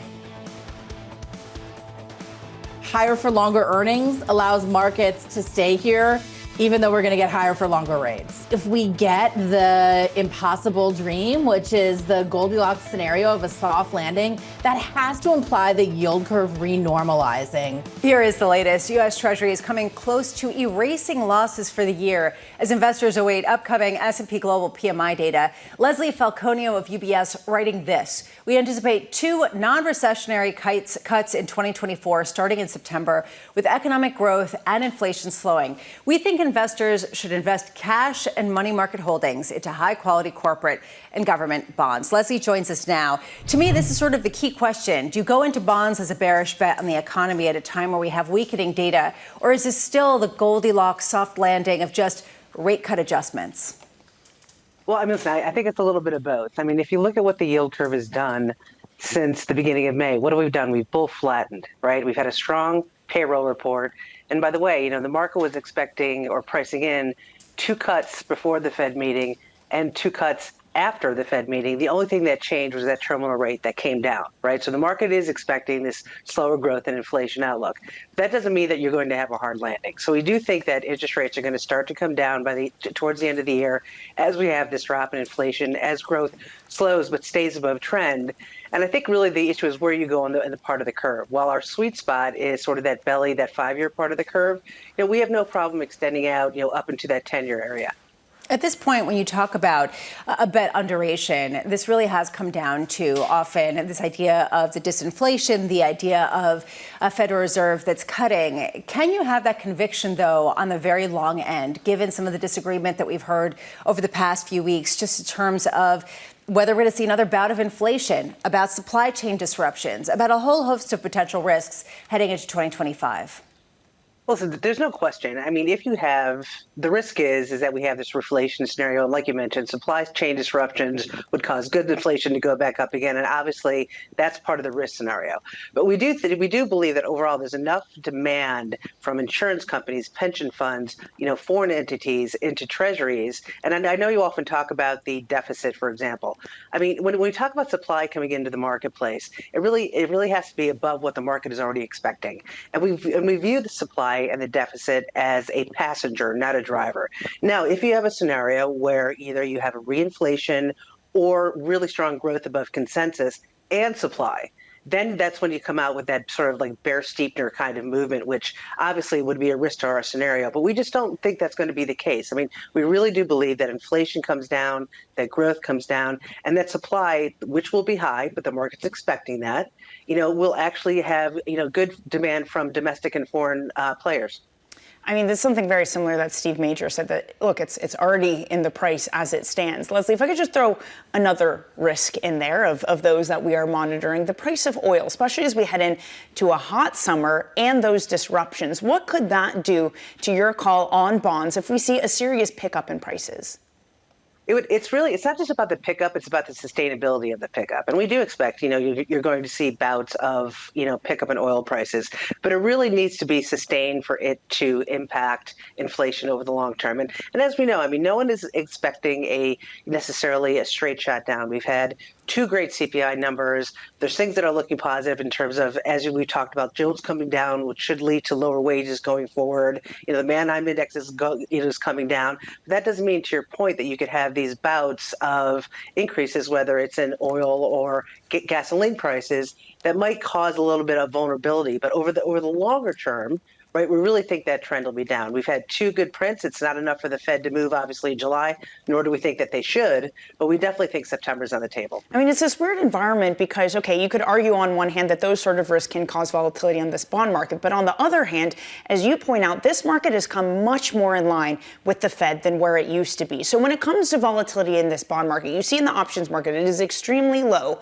Have we passed not the peak in yields, but the peak in volatility? I think so. And that's a great point, particularly for us who own things like, agency mortgage-backed securities, or anyone owns an instrument that would be considered, short vol. You've had so much reassessing and repricing from the fixed income market, which is forward-looking, versus the Fed, which is backward-looking. They've had a lot of intraday volatility, but we do believe that going forward, that volatility, should decline. You're going to have pockets of vulnerability, there's no question. But most of that vulnerability and volatility came around those CPI numbers, right? But we do think that now and going forward, the projection and print should be much closer than what we've seen in the first quarter. Leslie, we've been talking a lot about the data. It's softer, not soft, weaker, not weak. Do you now think we're moving into it's soft, it's weak, we're seeing these trends? Listen, I go with the weak or not weak, and that's definitely going to be our trend. We do expect growth to slow, but the market coming in expected growth to slow. There's no way, in our opinion, that the fourth quarter of 24, when you look over the year over year compared to the third quarter of 24, GDP is going to be up, right? That year over year is going to come down. But it's our expectation that as we slow, we're still going to stay above trend. So we do think that the economy is going to weaken. And listen, we've all talked about and we've all been surprised at how long of a lag we've seen, given the fact that the Fed has been on hold for almost a year, which will be next month, but that will still come into play. So we do think it's going to weaken, but not be weak, because you still have, fairly strong household balance sheets, fairly strong corporate balance sheets, and the consumer, while not as strong as it was, is still fairly resilient. I want to hone in on your call about going into investment-grade corporates, high-quality corporates, especially at a time when spreads are already pretty narrow. Basically, the extra yield that investors are earning over benchmark rates, pretty low. They've been creeping higher. They are actually at the highest in investment grade going back to March, albeit very low, still under 1 percentage point in terms of extra yield. At what point do you have faith in corporations more than you do the full faith and credit of the United States? In other words, you don't expect that premium to widen. If anything, it will shrink over time as people look to yield, and any extra more than, say, that weakening in creditworthiness. Look, I absolutely agree with you. IG right now is not cheap by any stretch. And to your point, most of the yield is coming from the level of treasuries, not the spread that you're earning. But with that said, even if you look at the type of foreign demand that we've seen come into corporates, which has really been able to, be a great tailwind to, not have the extra supply that we've seen really widen spreads out. But, we do think the demand will be there. But there's no question the corporate market, really where the total return is going to come from a bit of carry, and some price appreciation. But that's just part of the picture in terms of high grade. We also think you should be in agency MBS, which we actually think is cheaper to IG corporates, and those things like treasuries. Where we don't want to be right now, and we talk about compressed risk premium, is in really the lower quality sectors. And it's not that we think that there's going to be a catalyst, and if we saw some widening, we look at it as opportunistic, but you're really not being compensated for it. So while things like investment grade corporates are not on the cheap spectrum by any stretch, it is going to be steady carry. If you lock in that interest rate risk, you are going to have that price appreciation, in our opinion, going forward. And it's just one of the sectors in the diversified high quality with treasuries, IG corporates, agency MBS and munis. Leslie Falconio of UBS, thank you so much for being with us. And maybe other people agree with her, Danny, which is a reason why Hertz is having to pay up something like 13% in order to raise money in the debt market. Yeah, exactly. People are willing to pay up. But again, just the supply has been really remarkable this week because it was pretty light last week. And the thinking was there was too much volatility in this market for corporate appetite to still be there. It has come back. So it is clear that the volatility is not an issue. And in that Hertz announcement, I mentioned this before, more than the bond sort of thing that they did, I thought was really interesting is that they said that they're seeking lower priced vehicles in their fleet, that they're noticing customers don't want to pay up anymore for the expensive cars. It's something we're seeing across companies, the McDonald's $5 menu, that price fatigue is real. And guess what they're not buying? Electric vehicles after that experience and the subsequent depreciating fleet at a faster pace. Coming up next hour, Wu Silverman of RBC with some really interesting things to say about NVIDIA in particular. Sara, Senatore of Bank of America Securities, Veronica Clark of Citigroup, and Dana Peterson of the Conference Board on a day where basically markets are trying to find direction after a week of minor gains led by NVIDIA.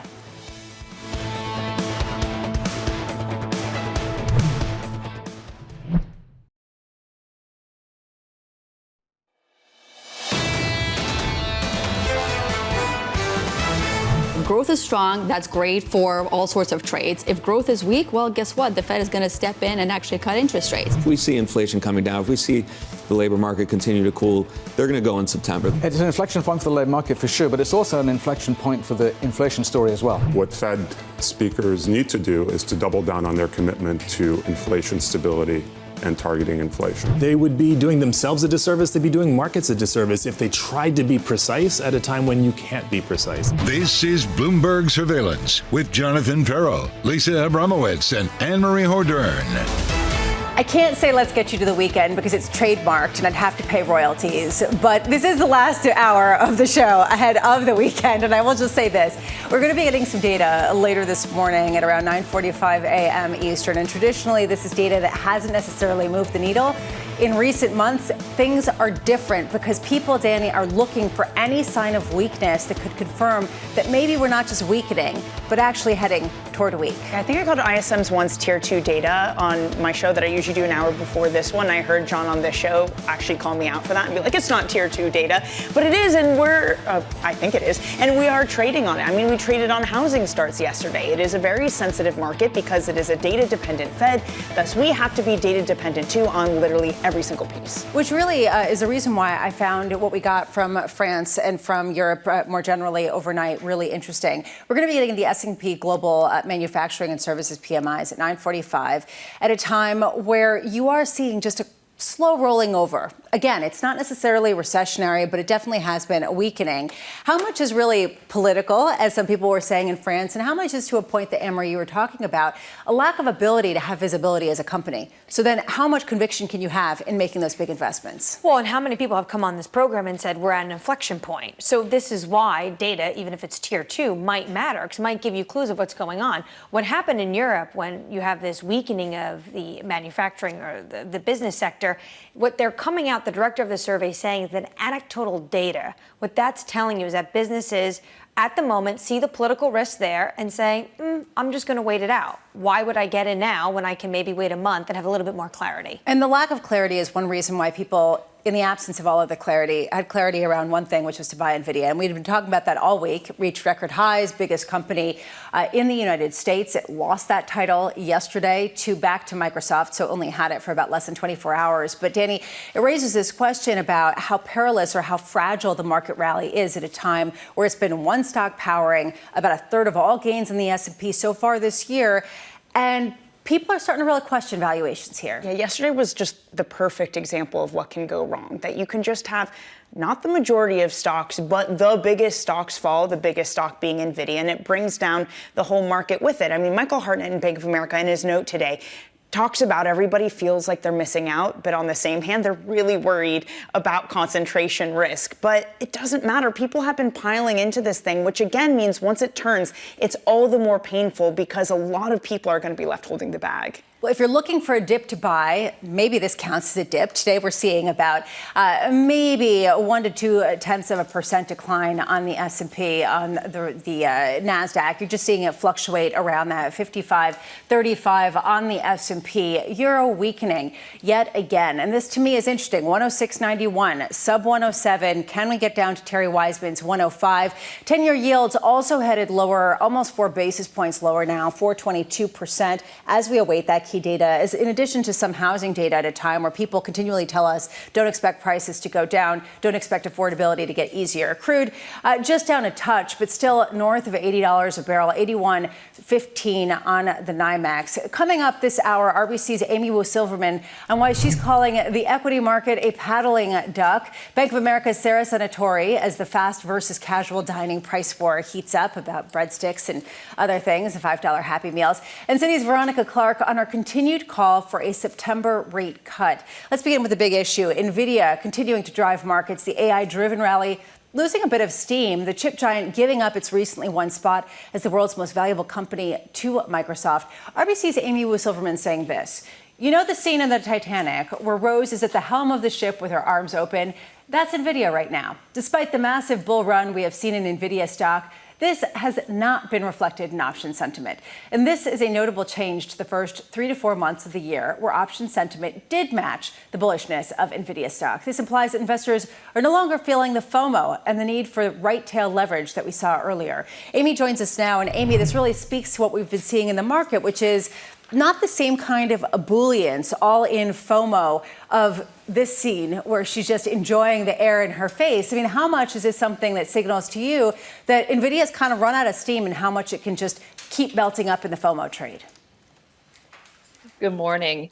You know, look, when I look at NVIDIA, when I look at, the Mag 7, it really is telling because I think on the surface, everything looks fine, right? But when you kind of look at the option sentiment underneath, it's really a completely different story, Lisa, than it was the first few months of the year, where the bullish option sentiment really matched that right tail exuberance we saw. People had benchmark FOMO. They really had to jump in the pool because NVIDIA was so much of a weight of the benchmark. But you're actually seeing the opposite happen right now. So you're seeing that put skew, you're seeing that demand for hedging actually tick up in a name like NVIDIA. And again, that's not true for everything. So it's not this holistic move, but you are seeing it specifically in NVIDIA. And I do think underneath the surface, that sentiment is shifting a little bit. This is fascinating at a time where, and this is something Anne-Marie pointed out, we hear inflection point from person after person after person throughout the morning.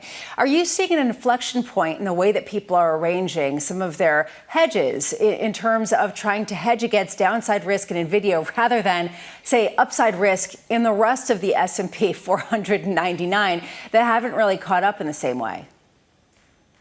Yeah, if I had to characterize it, I would say we're sort of at a pre-inflection point in the sense that you see this right tail being sucked out of the market. That's very important, but you haven't really seen that left tail swing to all-time highs. We're nowhere near the expensiveness of levels we've seen in the past. So one thing I've been calling this summer is a do-nothing summer. And what I mean by that is for a lot of these stocks like an NVIDIA, like an Apple, like a Meta that have done so well, something like call overwriting, where you're essentially saying, I'm going to sell a little bit this upside. Maybe I can use it to fund downside. Those are the compelling strategies for a summer where seasonally it's lower volatility, but I don't think we've gotten to the point where people are capitulating. While you're saying the sentiment is declining in NVIDIA in the options market, it's actually rising in Apple. Why? Yeah, so that's really striking to me because, again, if you had looked to March, which I would say was peak exuberance in NVIDIA, essentially the mirror opposite was happening in Apple. It was a lot of it was related to the China story. And I'd say, look, this is a tale of a paddling duck. The reason I keep going back to this analogy is everything looks calm on the surface. Everything looks great from a VIX headline level, from index volatility, but you do get these violent rotations, and often at a time where, look, when only 4 or 5 names are the massive contribution of return to the market, the fact that one is going one way and one is going the other way has actually become a diversifier in the market. I've had investors joke with me, why do I need a bond equity portfolio? I just need a Mag 7 versus everything else portfolio. Amy, I mean, a lot of people this year had sort of decried that the options market is not broken, but fundamentally changed with the rise of zero data expiry options. It's something we heard about so much to start this year, that these options that expire again the next day, they expire the same day, that they're gaining in popularity and it's causing more volatility. I think JP Morgan's Marco Kolanovic even one time said that it would lead us to Volmageddon. I mean, what is the status of that? Because it's not like we've seen any huge volatility disruptions. In fact, the VIX has been incredibly calm all year. Is this no longer a threat, or is it something that's still simmering below the surface? So I think it's really interesting. And I think one thing to bear in mind is zero data expiry options have been very popular for S&P, where it's accounted for almost half of all volume, I think even a little more at this point. But it's not impacting your stocks like an Apple, Nvidia, Meta. And so, one thing I talked about in the Volatility 2024 Outlook is that you have to look to the single stocks for the drama. Yes, headline volatility when you look at something like S&P is quite low, which is what VIX is based off of, but it's actually not true underneath the surface. So it's really a tale of 2 different option markets, which is why we think something like selling calls on single stock levels might be compelling, even if you think it's owning index volatility on the S&P level. So again, 2 different stories when you look at 2 different markets. So, Amy, before we let you go, the do-nothing summer, let's talk about the contours of what that looks like for people who are saying, don't have to say it twice, I'm out of here. How much is this basically this idea that there isn't going to be much in terms of performance versus people not wanting to take any bold action ahead of what could be a pivot point, the pre-inflection point that you talk about? So I like to go back to this stat, which is we look at the Sharpe ratios of all constituents of the S&P and the Russell. And the reason we do this is it's a good mechanical and quantitative way to say what's just our risk-adjusted return in the market. I have to tell you, across every single sector, it continues to decline. And it's been declining for the past 3 years that we have been tracking it, the only exception being energy. And so the question is, how much more room, how much more upside objectively are we seeing in this market? And if that is the case, essentially from an asymmetric point of view, doesn't it make sense to hedge? One. And second, any exogenous risk, I think, can kind of shake us out of the doldrums. And that's always been true. But the cost of protecting against those exogenous risks are very low. So just to clarify, Amy, is a do-nothing summer also a summer of complacency? Very possibly, yes. But, it's when you're a derivative strategist and you've been the girl who's cried wolf before on these exogenous risks and they haven't panned out, you do have to acknowledge that there is a reason why realized volatility is low. But that is not to say that the cost of protection is not at historic lows. It is. It's just a question of we don't know the timing of exogenous risks. And that has always been the problem, is you don't know when the music stops. Amy Wu Silverman of RBC, thank you so much for being with us. Always illuminating to hear about that, the idea of the risk reward getting thinner and thinner. All of this seems to be pointing to the risks are mounting, and yet if you've been calling wolf all of these years, you're not going to want to be on the wrong side of a trade that's turned out to be more FOMO than, say, hide under a mattress. Yeah, exactly. I mean, this is the thing with options, is you can be right, you can want hedges, and it just gets more and more expensive to hold them because you do have that deterioration. It gets really, really tricky, again, to Amy's point, to hedge some of this stuff. You can say it's as cheap as it can ever be, and I want to be ready for all of these shocks, but you're going to lose so much money as you prepare to do so. Just get zero data expiration, and you'll be fine. Let's get to an update on stories elsewhere this morning. Here is your Bloomberg Brief. That wasn't an endorsement, with Yahira Hackis. Yahira. Hi, Lisa. Donald Trump's campaign outraising President Joe Biden's for the second straight month. Trump's campaign saying it raised a jaw-dropping $141 million in May amid a fundraising boom after his historic conviction. Meanwhile, the Biden campaign in May raised $85 million, the troubling development for Biden coming just ahead of the candidate's first presidential debate on Thursday. Wall Street's so-called triple witching could provide traders with some short-term market swings today. The triple witching will see around $5.5 trillion worth of options tied to indexes, stocks, and ETFs fall off the board, according to an estimate from options platform Spot Gamma. As the contracts expire, investors will adjust their positions, adding a burst of volume capable of swinging individual holdings. And shares of Spirit AeroSystems are rising after a report from Reuters said Boeing is close to a deal to buy back the aircraft parts supplier. The latest development coming after substantial progress was made in talks over the work Spirit does for Boeing's rival Airbus. Boeing initiated talks earlier this year to buy back Spirit, but the talks hit a snag over the work for Airbus. The report adding the exact timing of the deal is unclear, but it could come within days or weeks. That's your Bloomberg Brief. Lisa? Thank you so much, Yahira. Up next, the morning calls Bank of America restaurant analyst Sara Senatore as McDonald's escalates a fast food price war. That's coming up next.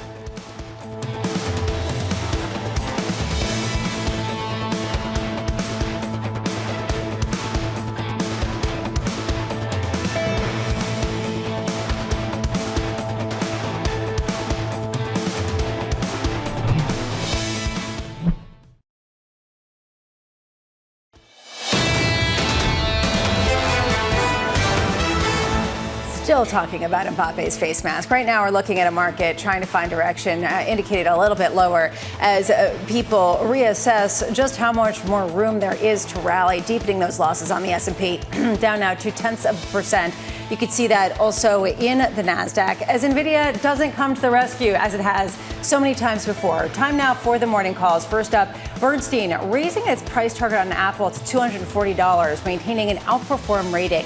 The firm saying it is, quote, increasingly convinced that Apple will be an AI beneficiary, even if those benefits take longer to materialize than some bulls appear to believe. Next up, Oppenheimer upgrading Nike to outperform. The analyst noting that the sportswear giant is, quote, on the mend after several tough quarters. Oppenheimer reinstating Nike as a top mega cap pick.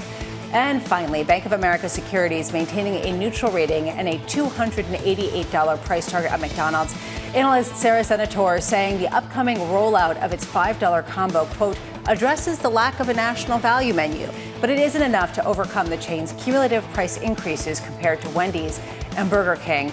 Sara joins us now. Sara, can you just set the stage about how much more expensive McDonald's items are than, say, they have been in the past? The idea that they're not thought of as value meals in the same kind of way that they once were.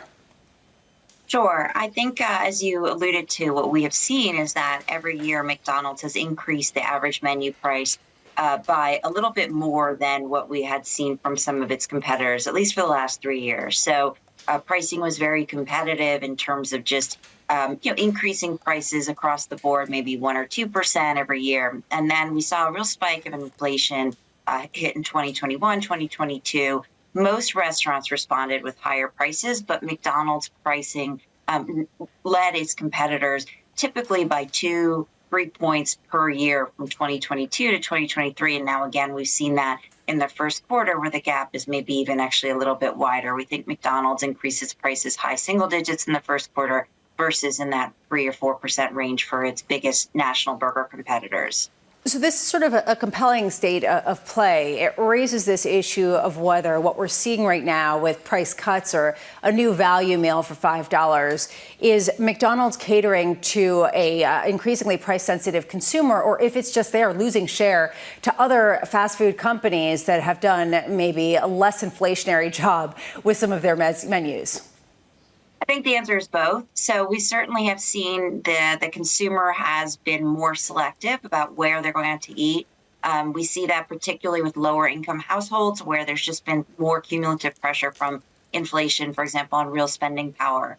And so what we know is that as inflation broadly across the economy has slowed, consumers are more cognizant of which companies, whether it's a restaurant or someplace else, have taken more price or taken price increases faster than others. And so I think we are seeing more selectivity, and some of those consumers are going, not just to direct burger competitors, but elsewhere too. I mean, we've heard, for example, from Chipotle that they're seeing strength in the lower income customer. We've even heard from, Texas Roadhouse that they think that they've seen some trade up into casual dining, perhaps from other segments, because their value proposition is so strong.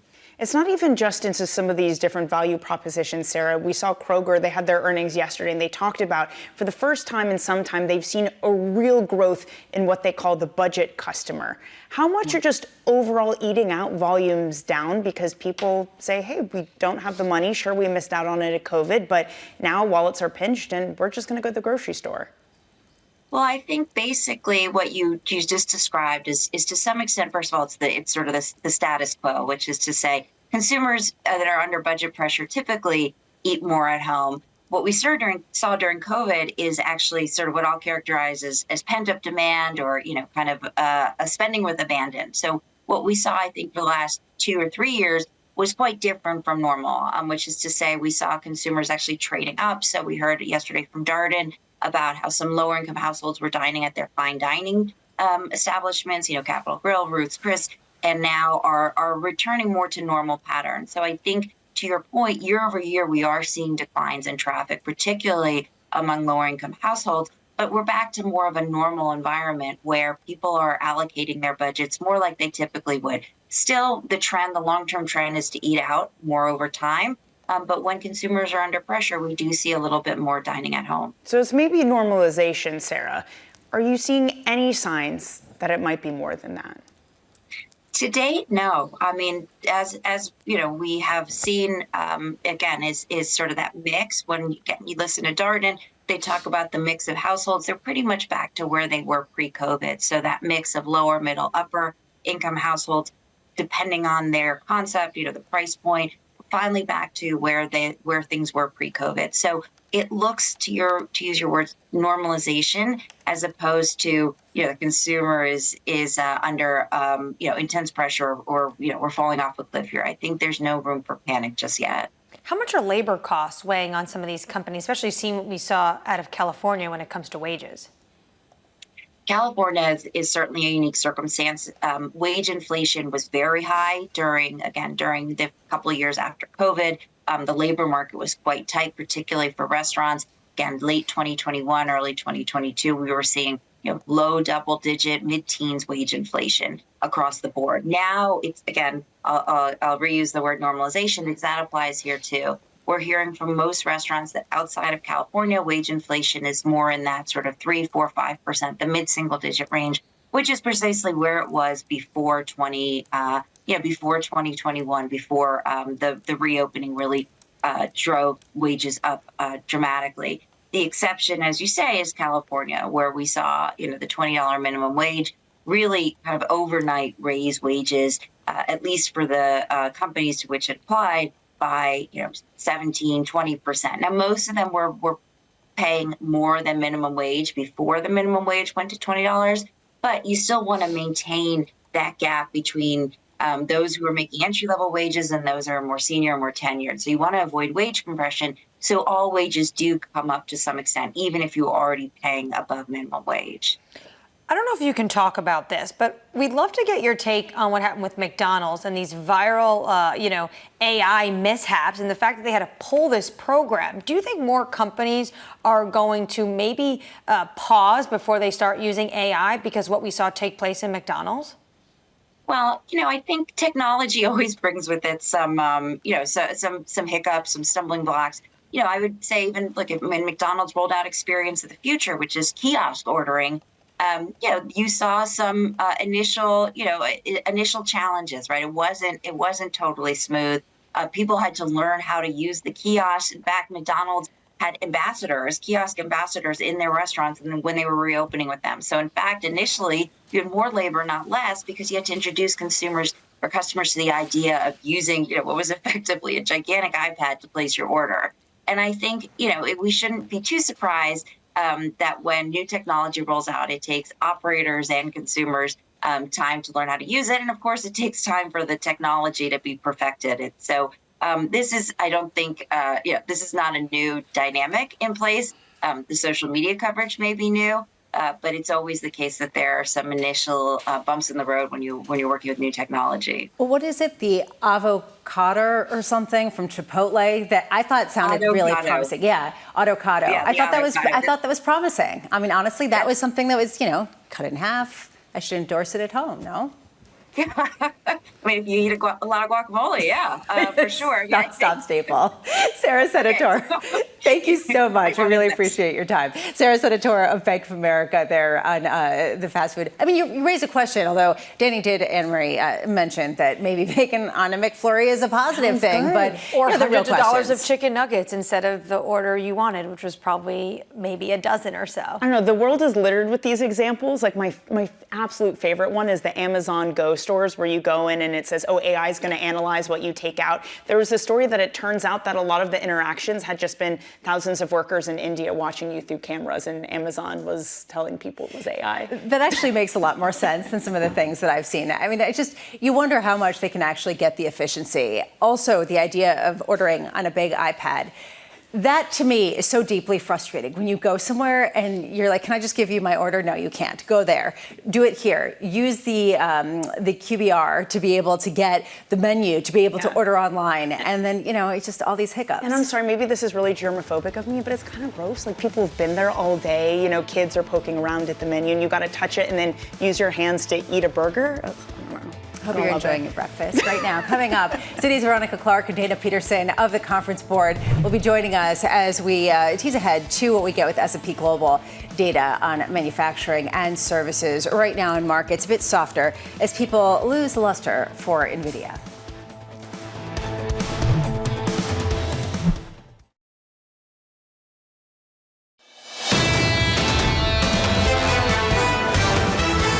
Heading into the close of the week with a bit of softness across the board, led down actually by the NASDAQ, a reversal of fates after, frankly, that had led the way for quite a while. S&P futures and NASDAQ futures both down 0.2%. The Russell 2000 finally outperforming by not losing anything. That is sort of the state of play at a time where NVIDIA had been leading the charge, but doesn't seem to be doing so at the moment. Right now in the bond space, you are seeing a bit of a bid into bonds. Dana, I got to say, this morning to me it really highlighted how much people are shifting from Leslie Falconio to Katie Kaminski. This idea that maybe we're at some sort of tipping point where weakness that we see in the economic data signals something else that's perhaps a little bit more protracted. It feels like there's finally some momentum to this bond market. I guess the tricky thing of it is, even if the trend is for yields to come in, is that there's still lots of potential for volatility. Sure, we've come more in line with the Fed, and that kind of helps with volatility. But are these opportunities for inflation to spike, whether it be supply disruptions, whether it be the price of oil? It doesn't mean it's an easy road ahead. Whether it's the price of housing, and this is something we've been talking about significantly, given the fact that there's so much pent-up demand to buy, that any kind of decline in mortgage levels could potentially lead to that type of increase in activity. Meanwhile, what you are seeing in the Euro space, a bit of softness after people reassess just how much more political risk there could be. 106.91. Really an issue here is how much is priced in and how much has yet to be. Anne-Marie, you mentioned earlier that quote from someone saying this is the new normal. We saw spreads widen out even further between French bond yields and German bond yields this morning. And some people are saying, this is just waking up political risk in the sovereign debt markets in a way that it hasn't been since 2012. Zurich Insurance, they're saying basically they're not going to go back to the levels once those snap elections were called, once this risk was already introduced. Now this is, in France at least, the new normal. But a lot of people are saying take advantage of this moment then. They don't think it's going to be as bad as some people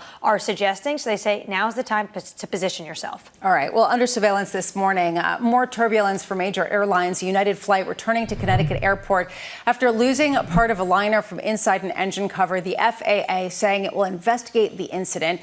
United's safety procedures are already under regulatory scrutiny. Meanwhile, unionized American Airlines flight attendants are threatening to strike. Their latest round of talks with the company concluding without an agreement on a new contract. We're talking about all of these airplane stories, and we talk about it with respect to the exact airlines, some of the troubles that they've had. But, Anne-Marie, it's kind of time where we see ongoing demand to fly. It is pretty consistent. We see record potential travels for the July 4th weekend. So which is it? Is this basically just, people looking to capitalize on the strength by getting their due? Is it airlines that have mismanaged their finances and don't have older planes? Or is this really kind of a shifting point that we should be focused on? Well, we've been here before with American Airlines. Last month, the union was talking about potentially going on strike. They went back to the negotiating table. But Lisa, you bring up a great point. The leverage they have right now on the cusp of a massive summer traveling season. Can you imagine 28,000 of these airline workers not running and not working, these flight attendants for American Airlines? That means those flights likely are going to be grounded. It really feels like it's going to be the summer of discontent. It's going to be insanely hot. We all want to go somewhere, and we're going to have to wait forever at a line. I mean, all of it sounds not great. Unless you have Clear and TSA, okay, and that's the pro move. I think she's in the pocket of Big Clear. I'm a little bit concerned. Well, we'll do some investigating after the show. Meanwhile, presidential fundraising figures for May showing Donald Trump outraising Joe Biden for a second straight month. Biden picking up $85 million, well short of the $141 million donated to Trump's campaign. AMH, how much is this just catch up? Basically, Trump hasn't gotten the donations from big business, from the millionaires and billionaires who previously might have gravitated toward him, versus, say, a greater acceptance by more mainstream donors. Every single day you see a new story of someone else that's coming out who prior had said they were distancing themselves from the former president, especially after January 6th, but then decided they actually are going to come on board now. Biden has been way ahead of Trump when it comes to building up that war chest, and now Trump is playing catch up. One thing that is interesting, though, even though we did see these monthly figures, Trump is definitely outpacing Biden for the monthly figures. Biden has a lot of money on hand, and Trump has not said actually how much he has in the bank. But certainly right now, the money's rolling in for him. All right. Meanwhile, former St. Louis Fed President Jim Bullard saying the latest CPI print puts a September rate cut in play. Bullard now expecting 2 cuts this year, in line with market pricing, but above Fed officials' projection for just 1. Just before we get to our guests, Danny, how much are we even listening to Fed speak at this point? How instructive can it be, given that ultimately everyone just believes that we are ultimately squarely in the data-dependent zone? How much can we listen to it when they're, not to be really cruel, but not really saying anything? The only thing we're hearing from them is we gotta wait. What do you do with that? You could be really harsh. Robert Zoellick, the former World Bank president, wrote a really stinging critique in the FT, basically saying, look at Powell, look at Lagarde. They're not economists. They are just technocrats. They're not in a position where they can really lead us. Instead, they have to rely on forecasts that the central bank has, and those haven't been working out. So we're left with these central bankers that say data dependence, and he calls it a term that means central bankers don't know what to do. Yeah, so maybe we'll start to shift to scenario analysis. Right now joining us, Citigroup's Veronica Clark and Dana Peterson of the Conference Board. Veronica, I want to start with you. It seems like the world is shifting your way in terms of looking for more economic weakness and not necessarily celebrating the resilience in the same kind of way. Do you think that maybe there is this tipping point in the economy that's becoming more clear, or do you think that people are just realizing that maybe they got over their skis with betting on the soft landing? Yeah, it was only a couple months ago where we were, the narrative was reacceleration even, but I think the data now have more clearly slowed, and I don't have trouble convincing people that the economy is slowing like I did a couple months ago. But yeah, it does feel like to us that this has been a very gradual slowing, how cycles usually begin, and we might now be at that tipping point where you enter this non-linear weakening where you really do get layoffs that build on each other, and that would be obviously a much worse economic backdrop. Dana, do you see this tipping point from your vantage point as well? Well, for a long time, we have been predicting a slowing in the economy. In fact, we had a recession call for a long time. Now we think that the second and third quarters are going to be weak, growth probably between 0 and 1%. Consumers leading that decline. But the thing is that consumer spending could even be wiped out, but not really have a recession.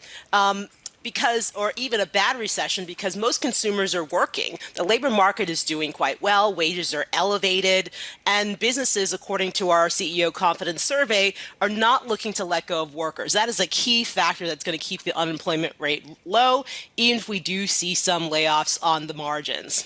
Okay, well, this looks like an area that perhaps, Dana, you and Veronica disagree. So let me press you on this. Dana says that you could start to see what we typically see in a cycle, that some layoffs turn nonlinear and it picks up with some speed. Why would this time be different? Well, this time is different because of labor shortages. And the reason why we have labor shortages is because of demographics. It's never been the case that we've had 10,000 people retiring per day. Those are the baby boomers. And so that's why businesses are saying, even though for at least a year and a half they're expecting a recession to happen, they were not interested in letting go of their employees for two reasons. Yes, of course, labor shortages and people retiring, but also because they had the sting during the pandemic of trying to find qualified workers and raising wages to do that. So you don't want to repeat that, even if you think there's going to be a slowdown. And this is a structural change in the economy that we have not seen. Not to do this to you, Veronica, but why could Dana be wrong? Yeah, no, I mean, I don't disagree that, we have experienced labor shortages over the last couple of years that might be leading, to employers holding on to workers for longer. You don't want to lay people off and have to hire them back at a higher rate. But that is, I think, still a precarious position if you've been holding on for workers for too long. And then all of a sudden you do have to let people go. That could mean you're letting even more people go. I don't think that necessarily prevents the layoffs. So. Dana, also, I have a question about what is going on in the labor market, because we had Barclays come on with a report, and they were talking about how pretty much we've had this insane surge of immigration that we're seeing so many jobs being filled by. So where exactly is the shortage? Well, when you think about immigration, a lot of it's catch up. So remember during the pandemic, we had travel bans. And so that meant also if you were an immigrant or, whether you're an H-1B person, you could not enter. So a lot of it was just getting back to the levels that we saw in terms of immigration right before the pandemic. But the shortages are definitely happening, especially in leisure and hospitality, healthcare and social assistance, not residential construction, and also government. And if you notice, many of these jobs, you have to physically show up for work. And so companies that we speak to, CEOs of the Fortune 500 firms in the U.S. have been saying, look, we can't find qualified workers for these jobs that are necessarily dirty or uncomfortable. You have to deal with the public, or there's no flexibility in terms of hybrid work. Veronica, when it comes to immigration, how do you view it as basically putting a cap on inflation? Have we reached the point where pretty much that story is over and starting to normalize? Yeah, I mean, I definitely think, it's been helping to loosen the supply side of the labor market, of course, more workers. So it is helpful for inflation on that front.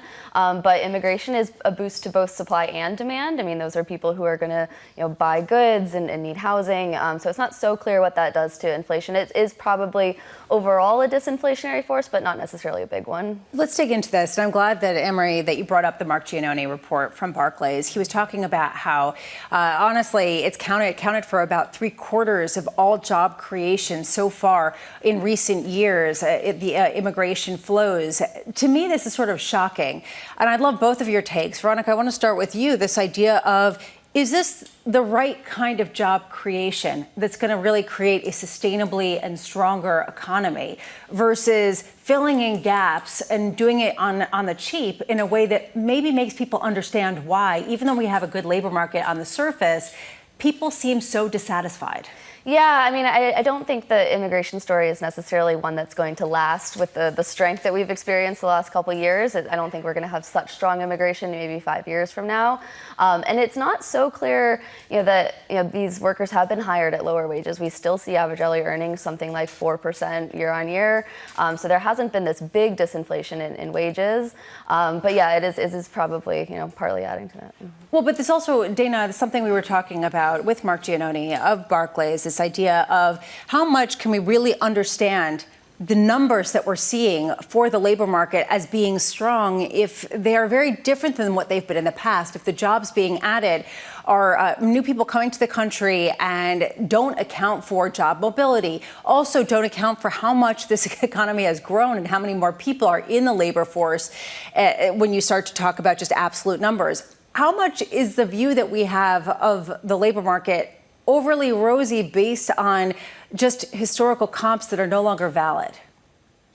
Well, laborers are laborers. It doesn't matter if they're foreign born or they're domestically born. The point is that we don't have enough people in the labor market right now. Look at the labor force participation rate overall. It has not returned to the pre-pandemic level. Why is that? Well, if you break it out, looking at people who are prime age, 16 to 64, yes, that that participation rate has recovered, but people 65 and older has not.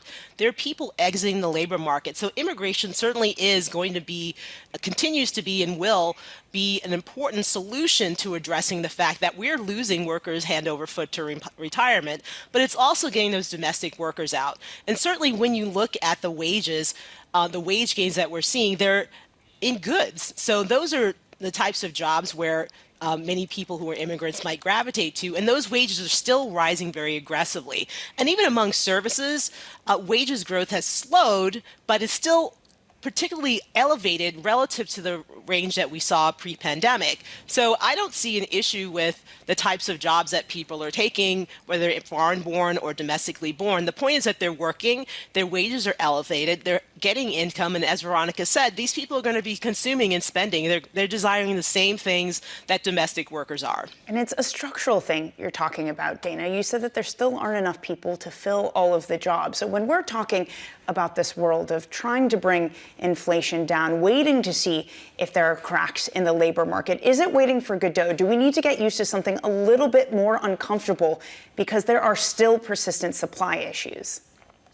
Well, really, when I look at the drivers of inflation, it's certainly labor supply, and that's beating up wages, and that's flowing through to services, excluding housing, and certainly excluding insurance premiums. But the thing is that that's probably not going to wait. That's something that the Fed is going to have very difficult time resisting because, again, it's a supply issue and the Fed is good at addressing demand issues. Now, where we're going to get a lot of traction on inflation coming down over the next 12 months is from housing. And if you look at the Case-Shiller Home Price Index and you lag that by about 18 months, that'll tell you exactly where OER is going. But the other thing that's going to be bidding up inflation is insurance. So certainly insurance costs for autos and also for housing. Very different reasons, but the thing is that we don't know when those rises are going to end. So the Fed is still going to be challenged in terms of getting inflation back to the 2% target sustainably. Dana Peterson and Veronica Clark with us as we look back on some of the data that we've gotten recently. Coming up, and I'm glad that, Dana, you brought up home sales and home values in terms of just the inflation that we expect to see. We do get existing home sales later today. Next week, we do get the latest read on CoreLogic home prices. Veronica, how much do you believe what we've been hearing from the likes of Jonathan Miller and others who say, at this point, if the Fed cuts rates, that's going to only reignite a housing market that's just waiting for any catalyst for people to have a more affordable entry point? Yeah, it's definitely something we're watching. Certainly anecdotally, it feels like maybe you could get some buyers coming back. But we did see, even with mortgage rates, above 7% last year, there was this surprising resilient demand for housing in 2023. There was resilient demand for everything, but people couldn't buy homes because, people were not willing to sell. But we've actually in the last, 6 or 7 months seen listings of homes come up. They're above levels of the last 2 years, and there's not demand now. So it does feel like that resilient consumer is waning everywhere. I also think this question of prices that Jonathan Miller also talked about is fascinating. Not just do people come back, but what happens to pricing of homes. Could we be in a scenario that he thinks will happen that kind of ironically the Fed cuts, but instead housing prices go up because demand comes back? Yeah, it's not so clear. I mean, we have seen softer demand in the last 6 months or so, and that has been accompanied with softer prices. We've not seen the very strong, exceptionally strong prices of the last couple years in the last 6 months. So I think in the near term, at least, this is still a soft demand story, and so there's not quite that upward pressure on prices. But longer term, we are somewhat structurally short housing. Obviously, new construction will be pulling back. You're going to stay short housing. Yeah, that could put longer term pressure on prices. Dana, when it comes to the American consumer, you talk about how they're also trading down in types of services they purchase. What kind of cracks are you seeing in the U.S. consumer? Sure, absolutely. Well, let's just start with the fundamentals. While most consumers are working, that excess savings from the stimulus is gone. Also, many consumers are financing their expenditures with debt. And so all that's really coming home to roost. And so what consumers are doing is they're not buying goods. We saw that goods spending slowed at the end of last year. It was negative in GDP growth. And also when we look at retail sales so far in the second quarter, they're signaling another downswing in terms of goods spending. When when it comes to services, consumers are still interested in going on vacation. However, they are trading down on the types of services. So, for example, instead of going to the movies, which might cost them $100 for a family of 4, they're going to stay home and stream. And also, consumers are looking at spending on services that are necessities. For example, healthcare and insurance premiums for your cars, but certainly not those highly discretionary types of services. Dana, just to put this all together, what are you looking for to understand whether this is sort of a welcome softening and disinflation versus something that does have more pernicious legs? Well, this is all part of the Fed's plan, right? This is basic monetary economic theory. You slow demand, which helps reduce inflation. That's what the Fed's doing. The challenge is that the Fed has all these other supply side elements that are leaning against what they want to do. Again, going back to labor shortages, which is a supply issue, raising wages. But this is all part of the program, making sure that consumers pull back on spending. That also includes home purchases. And certainly if you're not buying a house, you're not buying all the items that would go along with it. So this is good. And the thing is that the Fed is probably pleased with what's happening because at the same time, most people are working. You don't have massive layoffs. Indeed, we do think the unemployment rate's going to tick up, but maybe we'll land at 4.2%. That's well below the natural rate of unemployment, and that's still a really low unemployment rate. So if we have this perfect scenario of weaker consumer demand, weaker demand for housing, but also most people working and inflation slowing, that suggests that the Fed can go ahead and start cutting interest rates probably by the end of this year. Dana Peterson, Veronica Clark, both of you, thank you so much for being with us as we get you set up for the weekend into the week ahead. Right now, let's get you an update on stories elsewhere this morning. Here is your Bloomberg Brief with Yahira Hackes. Yahira. Hi, Lisa. Move over NVIDIA. Microsoft is retaking the title of the world's most valuable public company. AI chip maker NVIDIA losing the crown after slumping over 3.5% in yesterday's trading and losing over $100 billion in market value. The stock is down again this morning. And in a filing with the SEC, it was revealed NVIDIA CEO Jensen Huang sold a fraction of his stake in the company for just under $32 million. Shares of CarMax are higher in the pre-market, the company reporting stronger than expected first quarter profit. That overshadowing a revenue drop. Retail unit sales decreased 3.1%, and the average used vehicle price also dropped around 3%. CarMax said vehicle affordability challenges continue to impact sales, with ongoing headwinds expected due to inflation, higher interest rates, and tightening lending standards. And New Jersey Transit says rail service has been suspended again for trains going in and out of New York's Penn Station. The operator saying unspecified issues with overhead wires owned by Amtrak were causing the disruption. This is the third time this week that local commuters have faced delays. Amtrak also says services between New York and Philadelphia will be on a delayed or modified schedule due to a disabled commuter train. That's your Bloomberg Brief. Lisa? Messy and hot. Yahira, wonderful as always. Thank you so much for those updates and throughout the morning. Up next, setting you up for the day and week ahead, this is Bloomberg.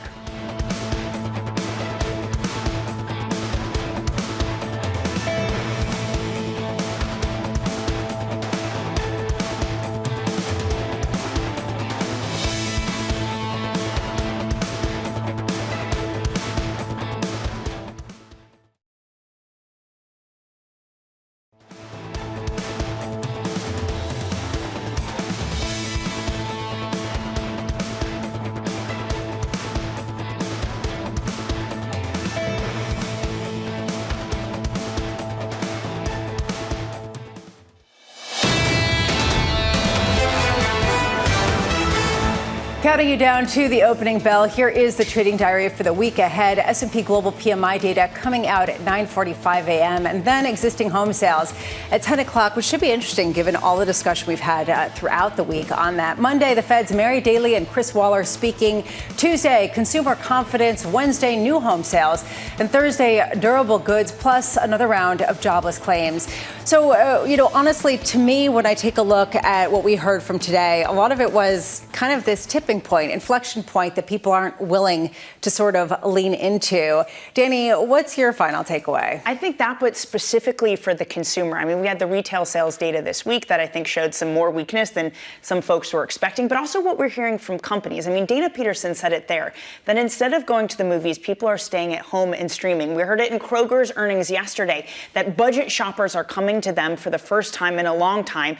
And restaurants we've also heard from too, saying that they're getting less foot traffic. This idea that it was a PTSD of consumers who were locked up in COVID and they're coming out and they're revenge shopping, and that would last forever because we were so scarred by COVID. I think this week has really laid bare the truth that as soon as you're worried about prices, that goes away. Well, at McDonald's, for example, coming out with a $5 meal. Starbucks also, actually, a Wall Street Journal story coming out today talking about half price. This coming out, 50% off a drink. It's on. Keep checking the app all summer long for the deals heading your way. That coming after a real weak period in terms of sales, especially given some of the concern people have. People have concerns about inflation. Shows up in the polls every single day, which is why people aren't going out and spending big on, say, all these lavender lattes and Starbucks having to drop their prices.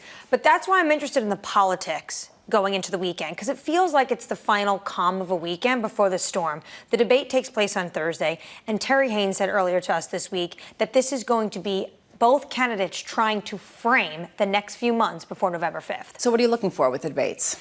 Well, let's go back to what Greg Valliere said. He said that Trump, what Republicans are saying in private, is that his overconfidence is at too much of a risk. Does he come out too angry, too boisterous potentially? And then for Biden, this is Greg Valliere's point, does he carry the debate with a lot of excitement and energy for the entire 90 minutes? And Greg Valliere said this, his words, not mine. If Biden shows that he's clearly in decline, speculation will begin immediately about replacing him on the ticket. That's a major risk. And that's something that we haven't heard a lot of. Will that gain some discussion as the week progresses? Coming up on Monday, we've got RBC's Lori Calvasina, KBW CEO Tom Michaud, BlackRock's Amanda Lynham, and Stephanie Roth from Wolfe Research. We're going to be looking at housing prices next week. We're going to be looking at consumer confidence. We're going to be looking at some personal spending data. Right now, you can see the S&P claw back a bit of the losses from earlier, but still down about 0.1% as yields go lower. This is Bloomberg.